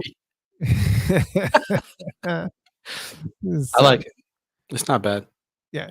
And then of course you've also got the Third Eye Girl denim jacket. They've got a couple of these, but I did happen to see an artist that was online that was complaining that they had sent Paisley Park a bunch of designs saying, "Hey, these are some of the Prince stuff that I came up with that I created," and they were like, "Nah, we're not interested." And then this jacket came out, which was like very, very close to what he did. But here's the thing. Well, first off, it's their graphic. Yeah, right. The graphic. They putting something on a blue jean jacket is nothing new. It's not a whole lot of talent to do that. Not really. You're not really doing anything that's like insanely groundbreaking here. I mean, granted, the timing of it's a little suspicious, but the reality of it is a graphic on a but there is a Dirty Mind one that actually has the Dirty Mind on the back. I don't know that. I mean, it's pretty cool jacket, but I couldn't. My wife would say something. Your co-host would say something. It's not a jacket you can go to church with. That's for it's sure. not. I mean, not everybody can wear it. There are some people I would say that's dope. I couldn't see myself wearing that either. I still remember when I was talking to Funkenberry. He was on his show and he told me that he had a huge poster of the Love Sexy album cover on his living room wall. And I just said, dude, that's just a lot. That's a lot. That's just a lot. To find out it was photoshopped. More power to you, man. Oh man. But yeah, so Elaine says, why not a Rude Boy button? Now a lot of people don't know this, but that Rude Boy stuff is not actually a Prince product, just so you know. Right. Rude Boy existed before Prince. It was actually part of some kind of punk was some punk movement or something like that, but he wore it and it became his, like most things with Prince. It's like, yeah, if I'm gonna touch it, it's mine. It's mine. Yep. Mine. And you want it because it's mine. And Rude Boy was Jamaican, Mine. Yeah. So lots of interesting things there for sure. So let's talk about Prince collaborations, shall we? I did we're gonna have you picked out a winner yet? I know we haven't picked out a winner yet, have we? Not yet. We have not picked out a winner, but we're going to pick a winner tonight. We're going to pick a winner. A lot of people on a Facebook post that I did, I said, people were talking about, some of the cool collaborations that Prince has done over the years, with Beyonce and just like so many really, really cool things. And I did a Facebook post and I said, we'll give somebody a prize that picks the best collab. That's some great ones. Yeah, there was a lot of good ones. There was a lot of them too. Yeah. So that's the biggest thing. So we wanted to kind of talk about some of the collaborations that people have suggested. And I started pulling photos of some of the ones that I thought were pretty interesting, and to kind of comment on them. But then once I started realizing that, there was like tons more comments, there was no way that we would be doing this for the next hour and a half. Yeah. And so I just said, we'll just kind of go through it and pick some ones that kind of really stand out. Mm-hmm. So let's do that. Let's start out with Rachel Lynn. And here's the other thing too. A lot of people duplicated names. So whoever the first person was to say it will typically be the person that we'll give credit to for these suggestions, if that's the one that we choose. Right. The first one that somebody suggested. Now, again, I don't think I explained this well enough. What good collaborations with Prince would be fantastic, alive or dead. So regardless of whether you're talking about somebody that was even before his time, anything, it doesn't matter. What artist would you have liked to have seen Prince work with? And I said, let's kind of go down the list. And people started naming things. So the first one that kind of came up quite a bit was obviously Prince and look, Jaden is getting in front of my graphic now. Like sneaking in too. All right, so the first person, she's just gonna sit there. All right, so so there's Jaden. She's the one that's gonna be performing in the Rose Parade. I need an autograph. Yes, we all need they need an autograph. Actually need an autograph from you. So she'll be performing in the Rose Parade January 2nd in Pasadena, California. Yes, I realize it's not New Year's Eve, but we're gonna be there before then. So there it is. Anyways, so the first suggestion that came up was D'Angelo. Yes. All right, so this is obvious. This is a pretty obvious one for a lot of people. D'Angelo and Prince have had a weird relationship. Their relationship was always kind of contentious out of the gate, and it is the problem started. Prince always liked D'Angelo, and then something happened on D'Angelo's Voodoo album that Questlove worked on. I don't know, a lot of people don't know this, but Questlove also worked on the Voodoo album with D'Angelo. And in the liner notes for Voodoo, there's a poet named Saul Williams, and he wrote, this is in the liner notes of Voodoo. It says, the artist, referring to Prince, because artist is capitalized. The artist puts out half the shit he does because he lacks any new inspiration, and that he would pay to see Prince's face when he hears this album, referring to Voodoo. As a result of those liner notes, Questlove, who worked on Voodoo, told the story of how things kind of went south at that point for Prince. And they had Questlove and D'Angelo come out to do a jam session at Paisley Park. And to kind of teach him a lesson, he started to play these really intricate songs in these jam sessions just to kind of make them feel inept, like they couldn't keep up with what he was doing. It was like really, really obvious that he was messing with them. And just like all these parts were just like really crazy, intimate, screwed up parts that were just like have these weird stutter step changes and just to fluster them. And also in the song Undisputed, you hear them getting mentioned by name in there. It says, my level is now what you must learn to rise above. Talk to D'Angelo, or better yet, Questlove. How are you going to get my back when you frontin'?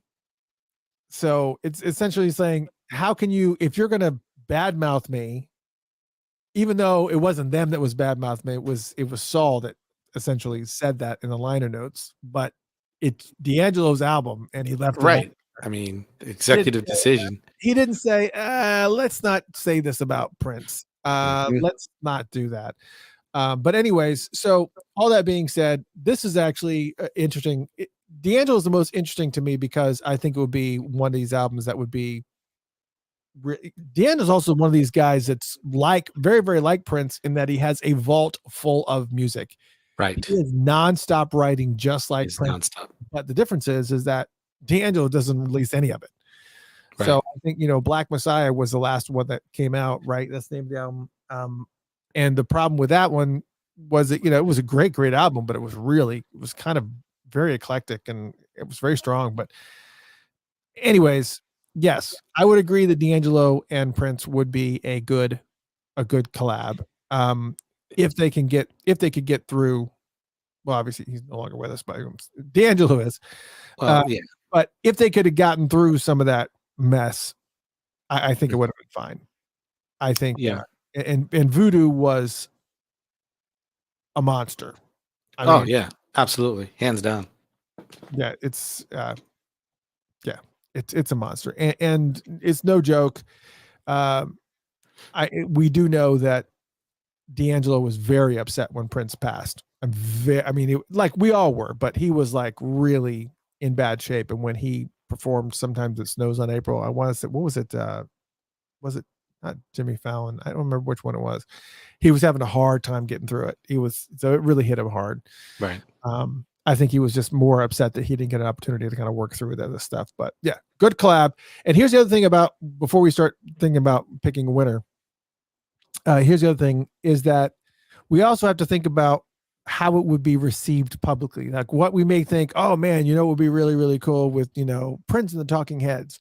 That would be a really weird thing to hear. However, we have to make sure that whoever the winner is going to be like a collaboration that was actually going to be, that may have a shot at being publicly accepted.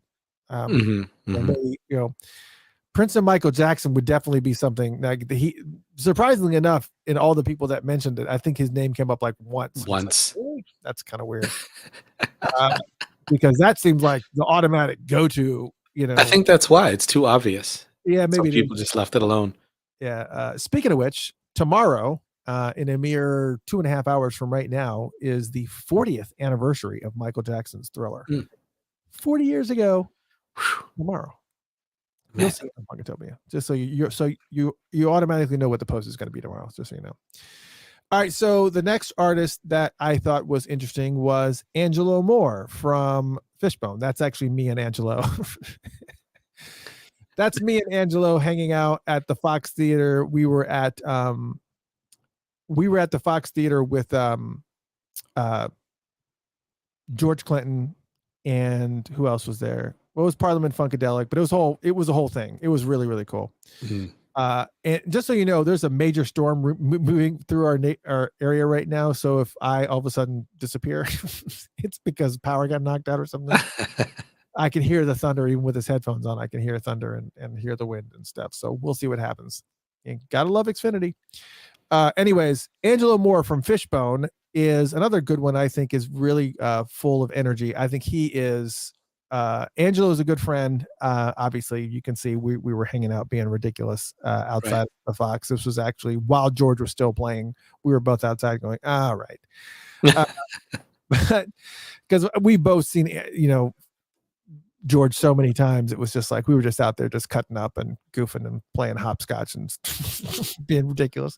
Right. Anyways, but Angelo and Prince did play together in April of 1995 on a British TV show called White Room. And this was Prince and MPG. It was Michael B. and Sonny T. and Tommy Barbarella, Morris Hayes, Maite. And Angelo actually came in on the show and sang background on I think it was Get Wild, because or maybe it was Big Fun. No, it was Big Fun. Now, I think if you look it up on Prince Vault, I think they said that he guest rapped on the song Hide the Bone, but that was not it. Because he's not anywhere, because I think you can find the audio on YouTube, but you can hear him on the song Big Fun going, get freaky, let your head bob. So he was actually on that part. So yes, I absolutely believe that would be a really, really fun. But again, publicly, who would listen to it? Really? I mean, it would be cool little thing offshoot. Do you know they work together? I think it would be interesting, but I don't know that it would be something that, the public. I think I did a happy birthday to Angelo last month, and a lot of people were like, who's that? Right. Oh my God. Just stop. Next person, Black Crowes. Chris Robinson and the Black Crowes. Very, very Southern fried funk, very Chris Stapleton-y, but with more of a. I like this idea because Chris Robinson was a huge Prince fan. I think Chris Robinson himself would be a better fit doing something with him on that kind of jam session, maybe like the Third Eye Girl era. Yeah. Yeah, that's more. I think would be very. Matter of fact, Chris Robinson's solo project, Chris Robinson's Brotherhood, was actually playing a show on the day that Prince died, and that night they played Raspberry Beret, and he could barely hold it together. So he's a huge Prince fan. But yeah, again, I don't know the public would pay attention. They barely pay attention to the Black Crowes as it is. I mean, once the 90s kicked in, who was paying attention? Right. This one's interesting too. Kimberly Phillips on Facebook said Prince and his dad. Here's what I can tell you. That exists already. Matter of fact, today when we had a meeting with Sharon L. Nelson, she said that there is an entire album of Prince and his dad, a bunch of stuff that's in the vault that is one of her priorities to go get. And so this does exist. So Prince and his dad, there is an album with the two of them, and they have, so that exists. Right. And she said it's amazing. So yes, I absolutely would love to see that for sure. Sly Stone, even though he is with us, as far as I know, he's still alive, even though he wasn't in great shape many years ago. I mean, 10 plus years ago, he was in really bad shape. So whatever shape he's in now is not. But Sly Stone is an obvious one. Let's just assume we're talking about heyday. Mm-hmm. But it was cool that Sly was able to has stuff together in the 80s enough to do the collaboration with Jesse. Yeah. Crazy for you. Yeah. So I'm glad that Jesse actually got that out of him, but I would have loved to see them. In 1988, there was a rumor that Prince and Sly were collaborating, and it was a rumor that had also been heard by Warner Brothers exec Bob Merlis. And Bob Merlis said, I've heard about those rumors too. I can't believe that, but I can't believe them because Prince has just been so busy on tour. He hasn't really been in one place long enough to collaborate with anybody. And Sly Stone did actually come into the studio while Prince was recording his first album, For You, because he was really, really surprised that he wanted to see this new wonder kid that was playing all the instruments and was doing everything by himself, and he wanted to see what this was about. And so he actually came into the studio while Prince was recording For You, and he actually met him at that time. And I imagine that probably did a lot for Prince for sure. But yes, that would be another very, very cool. Definitely. Because you also have to pick the time period too. I assume you have to pick the time period. Here's another one, Billie Holiday. I think this is a very reached one. It's very interesting notation. I don't see where this one goes because I see maybe Prince playing guitar, and because Billie Holiday has just got a voice that you don't sing with her. Yeah. Let Billie do her thing and you leave her alone. Right. It's so I don't, maybe it might be similar to something like he did with Amy Winehouse, because Prince and Amy Winehouse played together on his tour in London, and he invited Amy out on stage. I can't remember the name of the song, but he played. So I imagine it would be something very, very similar to that, where he just kind of does the instrumentation and lets Billie do her thing. If that existed, right? Maybe. I can see that. This one I would really that was a head scratcher. Was Mark Bolan from T-Rex. Bang a gong, get on, bang. I don't know. Yes. Really strange. But he was one of the original early cross dressers with, he was one of the early bands that started the glam slam movement or whatever. Or glam rock, and that glam slam wasn't glam slam yet. Glam slam doesn't exist. Thank you, man. But that would have been cool. But again, I don't know that people would freak out about that collab, and a lot of people don't even know. If I just said Mark Bolan, how many people would say, "Oh yeah, Mark Bolan from T-Rex"? Yeah, but some of these, they seem like a stretch, but when you think, that just shows how versatile Prince was and how much he did in so many different styles. You could see something coming out of that and from them, and then you would say, "Oh, I know who that is. That's from Boom, that collab, that song." I could. Well, absolutely. Sure. There's, because we already know that in the vault there is Dave Pirner from Soul Asylum, who's very, very similar to Mark Bolan. Right. Prince and Soul Asylum, who's also from Minnesota, they used to do jam sessions all the time. A lot of people don't know this, but Dave Pirner from Soul Asylum and Prince have, if I remember correctly, like 3 or 4 albums in the vault right now of jam sessions with Dave Pirner and Prince. and they're in there. We know that they exist. We've seen them. We've seen the labels. We know that they're there. So this is something very, very similar. And I'm surprised that Soul Asylum didn't get mentioned in this mix either, but because they have done collabs, but nothing that's, stuff that exists. The thing that's really cool about this is that we know that there's things that do exist. There's collaborations that we know do exist and that are in the vault that we just haven't heard yet. Right. And I would just, it would be so friggin' amazing. Like, we know that there's jam sessions. We know there's jam sessions with Dave Grohl. Right. We know that Dave Grohl and Prince did jam sessions 2 days in a row, and they're there. They were recorded, and we know that they exist, and that those have to be friggin' amazing with Prince on guitar and Dave Grohl on drums. Are you kidding me? Yeah, that's wow. A lot of people don't know this. I mean, some people do, for those who are really hard music heads or whatever, but Dave Grohl was not always the singer and guitarist for Foo Fighters. I'm not trying to insult anybody's intelligence, but I know there are some people out there that do not know this, but Dave Grohl was also the drummer for Nirvana.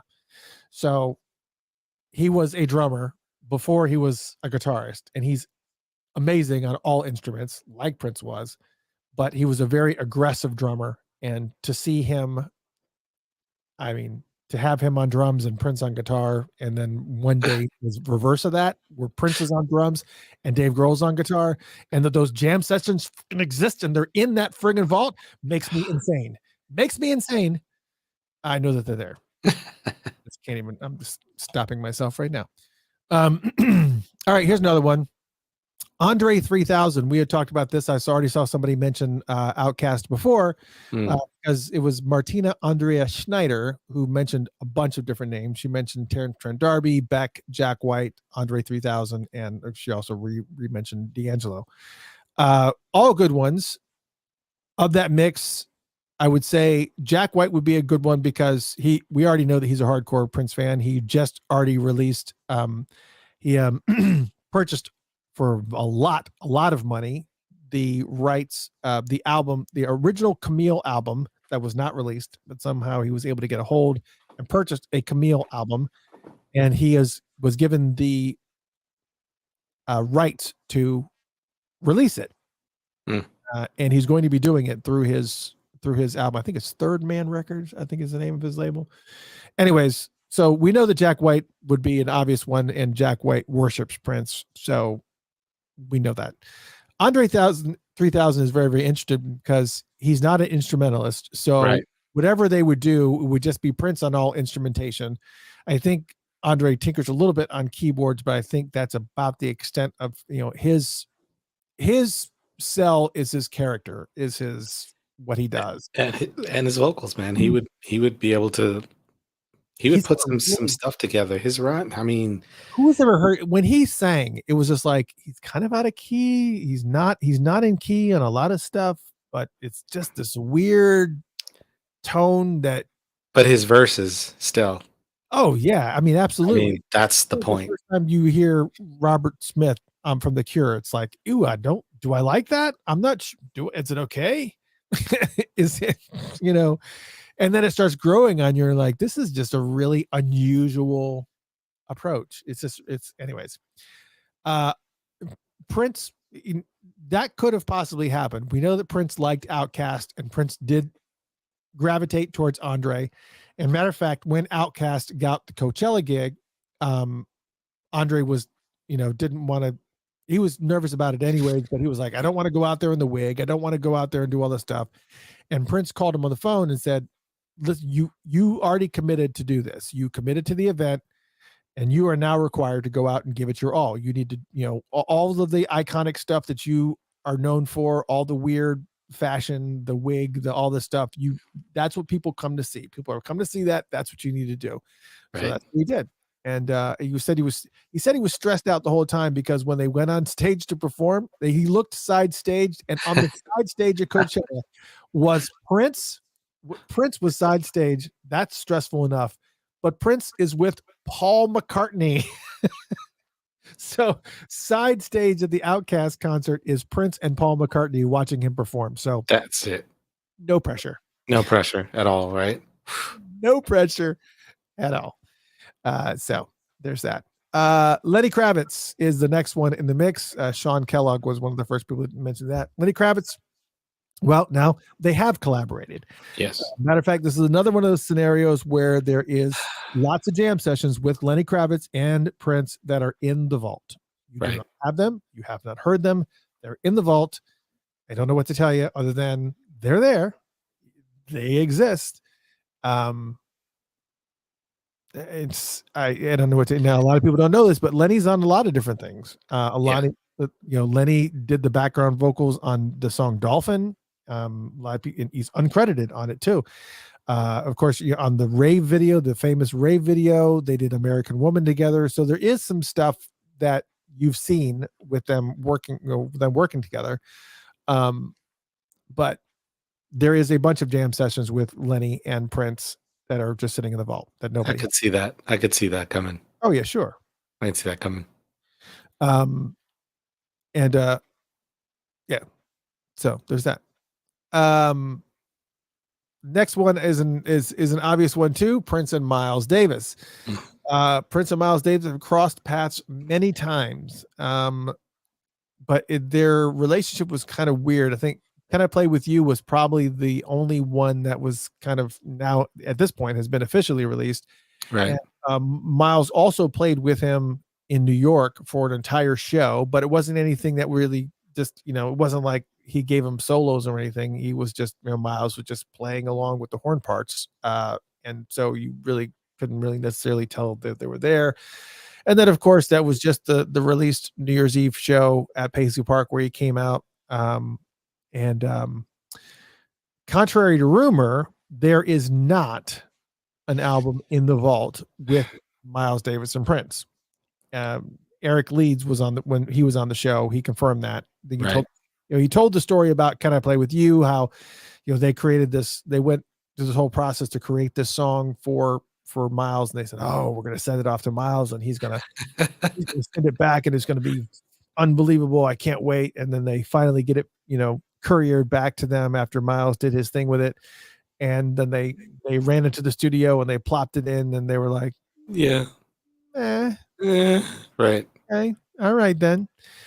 So they weren't really, too impressed with what he was doing. I don't know if they were trying to, weren't expecting him to break out like in some, Bitches Brew segue or something. I don't know. Right. Miles was one of those kind of cats, especially at this point in his career, where he was just, he wasn't in that mode. He was just kind of but anyways, there is an entire album of Miles Davis playing Prince songs, though, in case you know, and it does exist. It is floating around out there. It's Miles Davis playing Prince. And I think the album is called Miles Davis Plays Prince, which is a lot of songs. And I think I shared one of the tracks on Patreon for the Patreon supporters. I did share one of the tracks. Yeah, you did. I think you did. And I know that the album exists because I have it.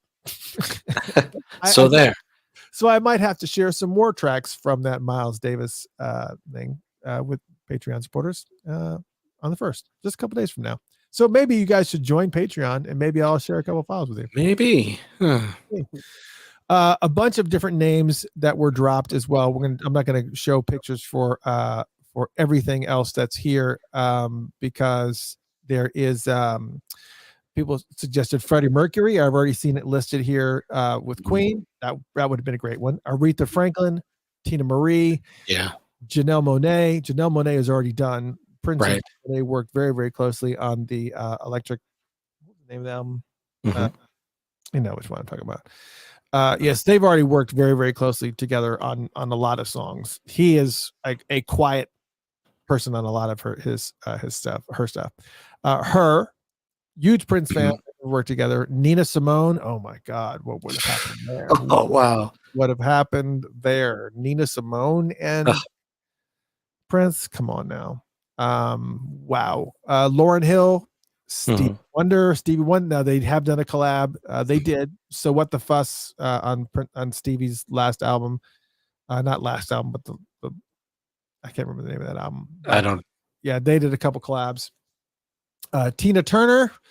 Actually, Tina Turner did a collab with Prince, and that was on, excuse me, it was on Herbie Hancock's album River, which was an album that was a tribute to Joni Mitchell.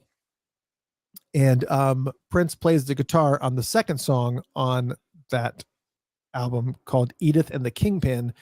And Prince plays guitar and Tina Turner does the vocals. The only thing with that is that the parts were recorded separately. So if you do want to hear Prince and Tina Turner working on the same song together with Herbie Hancock, I might add, pick up Herbie Hancock's album River, and that second song on that one is called Edith and the Kingpin, and it features Prince and Tina Turner. And I don't even know if Prince is even credited on that, but he did do it. It's on there. More names: Robert Glasper. That's a cool one. Layla Hathaway. Yeah, Layla Hathaway would be cool. Yeah, Layla Hathaway would be cool. Another picture here for you. Mint Condition. Yes. Mint Condition would be good. Now, Stokely has played off and on with Prince and Mint Condition for a while, obviously. So technically there's that. I mean, he, when the Revolution did the reunion after Prince had passed, Stokely toured with the Revolution to do Prince's parts. So he was actually singing Prince's parts on a lot of the shows. But as far as I know, there weren't any original recordings. Now he did say, and he also was touring with, Mint Condition was also touring with Prince's band in 2000s. So, they've played together, but I don't know that there's any actual official collabs and whatever. But Stokely did say in a Billboard interview, that Prince and him would always have conversations about the future of Mint Condition, and that Prince would sometimes come to Stokely's solo shows. There was a part of the solo show where he would play drums, and that Prince would come backstage and throw $100 bills on him while he was playing drums. And he was like, what is he doing? So Prince and Stokely did actually have a relationship, but as far as, whatever came of that, I don't know. Then there's also Eric Clapton. Eric Clapton was a huge Prince fan. There's that floating statement that says, where he was supposedly asked in an interview, supposedly asked in an interview, what is it like to be the greatest guitarist on the planet? And he said, I don't know, ask Prince. And that never happened. No. He never said that. So if you keep quoting that, please stop quoting that. Please stop. Eric Clapton did not say that. However, Eric Clapton does love Prince. He's a huge Prince fan, and he was very, very upset when he was a big Prince fan, just like a lot of different stars like him and Elton John. Elton John was another name that never got mentioned on that.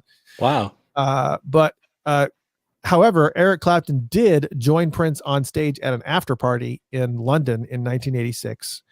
And so there is a jam session that actually does exist with them. So, wow. You gotta get them there, but it's, yeah, absolutely. For most of these other acts here, I see a lot of people coming up with some pretty crazy names here. I've seen, let's see what I'm trying to pull this up and it keeps on switching. Yeah.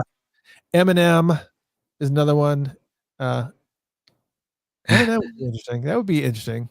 That would be very interesting. I know that Prince and Kendrick Lamar were planning a collab. I do know that was in the works, and that was part of why Prince invited him out for that show, just to kind of, goof around or whatever. But Kendrick was just invited there, and then Prince said, "Hey, Kendrick, do you want to come out and jam and just rap over something?" And I think he did "What's My Name," I think, and then Kendrick was just supposed to just freestyle over "What's My Name," and it really didn't go well. It wasn't, it wasn't like anything groundbreaking. I don't think Kendrick likes to freestyle as much as he can. He's not like Black Thought. There are certain rappers that kind of when they get into that freestyle mode, you can't shut them off. You can't touch them either. Like Snoop Dogg, Black Thought is no matter what you say, all the great rappers that are out there, there's certain the freestyle rappers that are just you just don't understand it. Like Black Thought, who is the rapper for the Roots, for those that don't know, he is just one of the most. He can just freestyle about anything. You can just say, "Here's the topic," and he will just go off like for like 15 minutes. Yeah, he goes into beast mode. Like Spitfire, and it just you could just throw topics at him and he'll just do it for like 15 minutes. I've never seen anybody Spitfire rap wise like Black Thought. It's just not. It's ungodly. If it just go once the show is over, go to YouTube and search for Black Thought freestyle, and prepare to like leave your jaw open for like a while. What? Oh my God. There's a lot of great freestyle rappers that are out there, but not like him, not like that. It's just, I think he's easily, in my opinion, one of the greatest. I know that Jay-Z is great. I know that Nas is great. And I know that there's so many amazing rappers out there, but style and flow and freestyle power, there's not many that come close to Black Thought. It's just, it's just not. I would go with Busta. I would Busta Rhymes, man. Yeah, Busta Rhymes is great too. Yeah. But yeah, anyways, I don't know. I'm sorry about that. Jewel is another one that was mentioned. I might be able to see that. John Legend was mentioned. John Legend would be good. Yeah. We got the Sly Stone. There were some artists I've never even heard of, so I'm not even going to bring them up. Dave Wharton did bring up Michael Jackson. Jennifer Gomez brought up Little Richard. You automatically disqualify yourself when you mention multiple ones. Yeah, it's kind of Amy Winehouse. Oh, okay. Now, Angie Martinez said Amy Winehouse and Silk Sonic, Bruno Mars and Prince.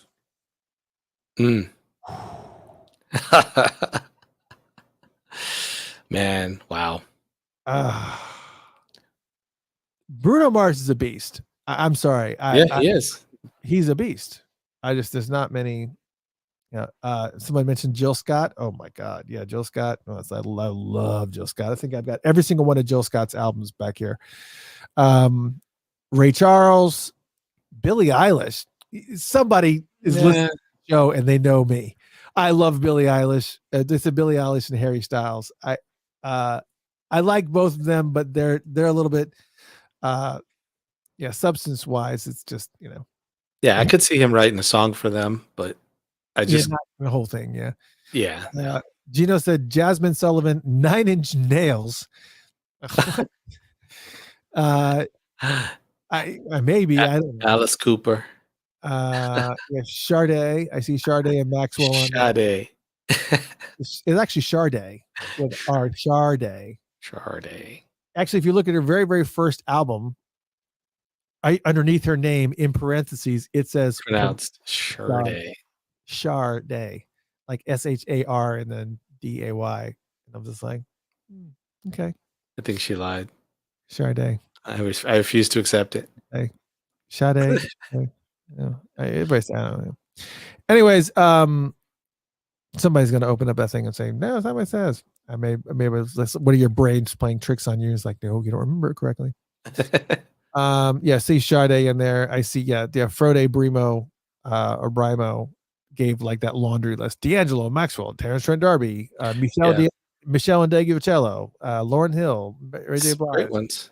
Oh yeah, absolutely. Janelle Monáe comes up a couple times. They're already done. Pink. Rag and Bone Man. I don't see that. Kate Bush, which is Kate Bush is they've already done a song together. Stevie Wonder, Thelonious Monk. There you go. Yeah. There you go. Meredith Ann kind of hit like the mother load here. Oh my goodness. Thelonious Monk, Ella Fitzgerald, John Coltrane, and Chick Corea. Those all would be amazing. Yeah, that would be some amazing sessions. Those would be the jam sessions I would listen to nonstop. Oh yeah, because you also got to figure out like the value of them, not just from a pop perspective, but of like this is one of these albums that stands the test of time for Absolutely. Yeah, no doubt. Prince and Thelonious Monk. Are you serious right now? That'd be like the Rainbow Children era Prince with Thelonious Monk. I don't even. Yeah. My God, I may have to put her in one of the finalist things. Write down. See if Marith Ann is located in the United States. Not that I don't want to, but do you have her up here? I don't, but I'm looking. I'm pulling her up. Marith Ann, you're definitely a finalist. Also, I'm also putting for the finalist the original person who mentioned D'Angelo. The last post that Marith Ann did was in 2011. I don't even know where she's even from. Wow. I don't know, Marith Ann, I mean, she may have won if she'd actually been. Is she even in here? I don't even know. Anyways, see a lot of Toby Mac. That's interesting. Well, we do know that he was making a religious swing, so maybe. Yeah. But Leclerc Pearson is also did the same exact thing. I did say that if you named multiple people, it should disqualify you. But some of them, if they're all in the same genre, I think it. I like Leclerc Pearson here says Igor Stravinsky, Duke Ellington, Thelonious Monk, that's mentioned there, Gil Evans, Wayne Shorter, Chick Corea, Jaco Pastorius, Frank Zappa, Quincy Jones, Nina Simone, Saitano Veloso, Minnie Riperton, Betty Davis. Betty Davis. Oh, Man. Yeah. Betty Well, Davis. That would have been a monster, but fortunately she's not with us either. But yeah, Zappa. El Indigo says Leclerc, that's cheating, but I love the list. Andrew Quack Ward says Hudson Spence. I've never heard of them. Jeff Healy band. Jeff Healy have been good. Stray Cats have been good, but it's very Stray Cats are just very straight. Yeah. I mean, I'm sure that Bruno Mars something real creative would have come out of that, but it wouldn't have. I don't know. It wouldn't have sounded like straight. It wouldn't have sounded like their collab because, like you said, they're very. I don't know what the word is, and I'm not going to try to find one. So. Yeah, Raphael Sadiq came up here. Yeah. Obviously, they work together. They had the Sheila E connection. This Sheila E connection. Curtis, man, there's just so many here. I'm not going to be able to pick one tonight. It's just not possible. Yeah, it's a lot. Initially, my first thought was, okay, how many people are, which ones are being liked the most? I was trying to look at who else is picking them as well. They like it too, even though they picked a name. They said, "Oh yeah, that was a great one," And even then, I was like, "No, that's not going to be the way." Here's a name that came up quite frequently, and I'm just gonna go ahead and just pick it. I'm gonna pick up Rachel Lynn was the first person to mention D'Angelo, and D'Angelo has come up a bunch of times. Now, don't get me wrong. No. There are so many great ones that are out there. That's true. But we'll go with Rachel Lynn and D'Angelo. Rachel, send me your information. Definitely DM me, and we'll get you out something. We'll, actually, I will pick out 3 winners. Not only Rachel Lynn for the sake of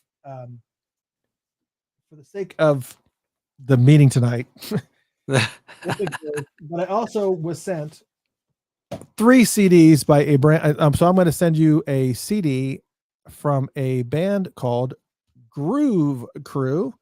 They actually got 3. I'm going to minimize this because you can't really see Jack. But Groove Crew is a brand new CD from the Groove Crew called Run to Daylight. Great New Orleans. It's a great New Orleans R&B, but I'm going to send you a CD and also some maybe some a Funkatopia sticker or something. But yeah, send me your information. We'll take it out. But yeah, man, that works.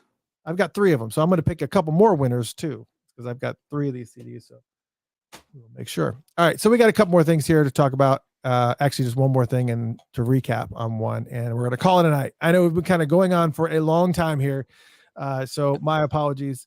We mentioned to you that we were going to be talking more about a a raffle that we're doing for Love for One Another charities. A lot of people know that there's an organization out there called Love for One Another charities that Mhm. and on the board is Gilbert Davison, Maite, Taika, Kirk Johnson, like a bunch of different people, and their whole purpose of them is to continue doing Prince's work. They're a 501c3 nonprofit organization that was actually founded in 1996 by Prince and Maite, and Mhm. it's continuing just to kind of continue his philanthropic legacy and kind of building upon his mission, helping people up and helping people out. And those are the Right. two key components of the organization. And they just do a bunch of different things. They just kind of just trying to figure out ways that they can help make the uh, music and arts programs in schools better, and just helping people solidify their future. And we're going to be doing a raffle of a bunch of really cool stuff. And there's going to be multiple winners for this, but we're still in the process of trying to figure out um,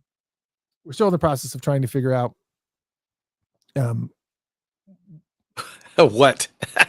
we're try- we're, well, we've already got like a bunch of different prizes. We've got the Prince piano and microphone 1983 box Yes. set. We've got more vinyl. We've got obviously Funkatopia swag. We've got tour shirts. We've got all kinds of merch that are going to be in various prize packages, and we're going to be doing a raffle for them. We wanted to do it before the year is out, and so we're trying to still figure all that out. And so we are trying to work together with Maite behind the scenes here, and with Gilbert, and it's just a process. We want to make sure that Right. all the pieces are in place. So it's coming. Just know that it is coming. Yeah. Oh yes, and of course Ben mentioned from Mrs. Wellington's Warehouse, which is an auction house that also sent some stuff to be included in that raffle. So if you want some really, really cool Prince gear, Mrs. Wellington's Warehouse is a Facebook. It's a Facebook auction house, and he gets a lot of really, really cool gear from a variety of different sources, and they just stuff. This is one of those fun things that I always showcase was the Times Pandemonium album that is an actual clock. Can't get over it. I love it. That shows the date and the time, and it's got the CD and the booklet and everything in here. And I actually won that on one of the auctions that they had there, and it's really, really cool. And but they have a lot of really, really cool stuff at the auction house. Matter of fact, they had like a Under the Cherry Moon posters that I think they're currently auctioning off right now. A bunch of different really cool shirts and stuff they're auctioning. But Mrs. Wellington's Warehouse, you can just look for it on there. But they also included a 1999 bomber jacket. That is going to be part of that Love for One Another charity. So it's all good. Yeah, so there's a lot of items, a lot of things that are going to be raffled off. It's just like you said, it's really about timing. It's really just getting this all laid together like it needs to be. So Yep. As we get closer to it, you guys will be updated. We'll let you know. We'll keep everyone posted as we finalize more and more things. That's really all that can happen. Okay, and I got some great news for you. You want some great news? Drum roll, but that's not a good drum. But I can just keep on doing that. Drum roll, meow. No, that's okay. Next Tuesday, next Funkatopia Live on December 6th, this next coming Tuesday, the one, the only, Sharon L. Nelson will be here. That's it. Official. Done. It's confirmed. So Sharon is going to be here next Tuesday, and she will be so next Tuesday on Funkatopia Live right here. Sharon L. Nelson will be here. We're going to talk more about this Enlightenment New Year, this brand new announcement that was made just this morning about the New Year's Eve event, and it is going to be amazing. You're going to have Morris Day and the band, his touring band, playing at Paisley Park, along with DJ Lenka Paris and DJ DJ Dudley D. Tickets are on sale right now. You can go and you can get them for general admission. Those are the only ones. I think VIPs are all gone. But you can go get the general admission tickets now for New Year's Eve at Paisley Park. Jeff Page may be there. I won't be able to, unfortunately, because I have previous engagement, but Jeff Page may actually be there. And also one of the biggest things, the most important part of it is that the reason why it's called this, Sharon L. Nelson presents Enlightenment New Year 2023, the dawn of a new era, is because of the fact that she has got some amazing news about the new path, Direction for Paisley Park. for Paisley Park, what they're planning on doing with music, what they're planning on doing with maintaining his legacy, the concerts and events that are going to be happening at Paisley Park, how Paisley Park is going to be operated, the type of stuff that's going to be released in the future as far as the music is concerned, her getting control of all that stuff. We're going to be talking about it in detail next Tuesday, December 6th, right here on Funkotopia Live. Sharon L. Nelson will be here. She literally just confirmed as of 3 minutes ago. So be here.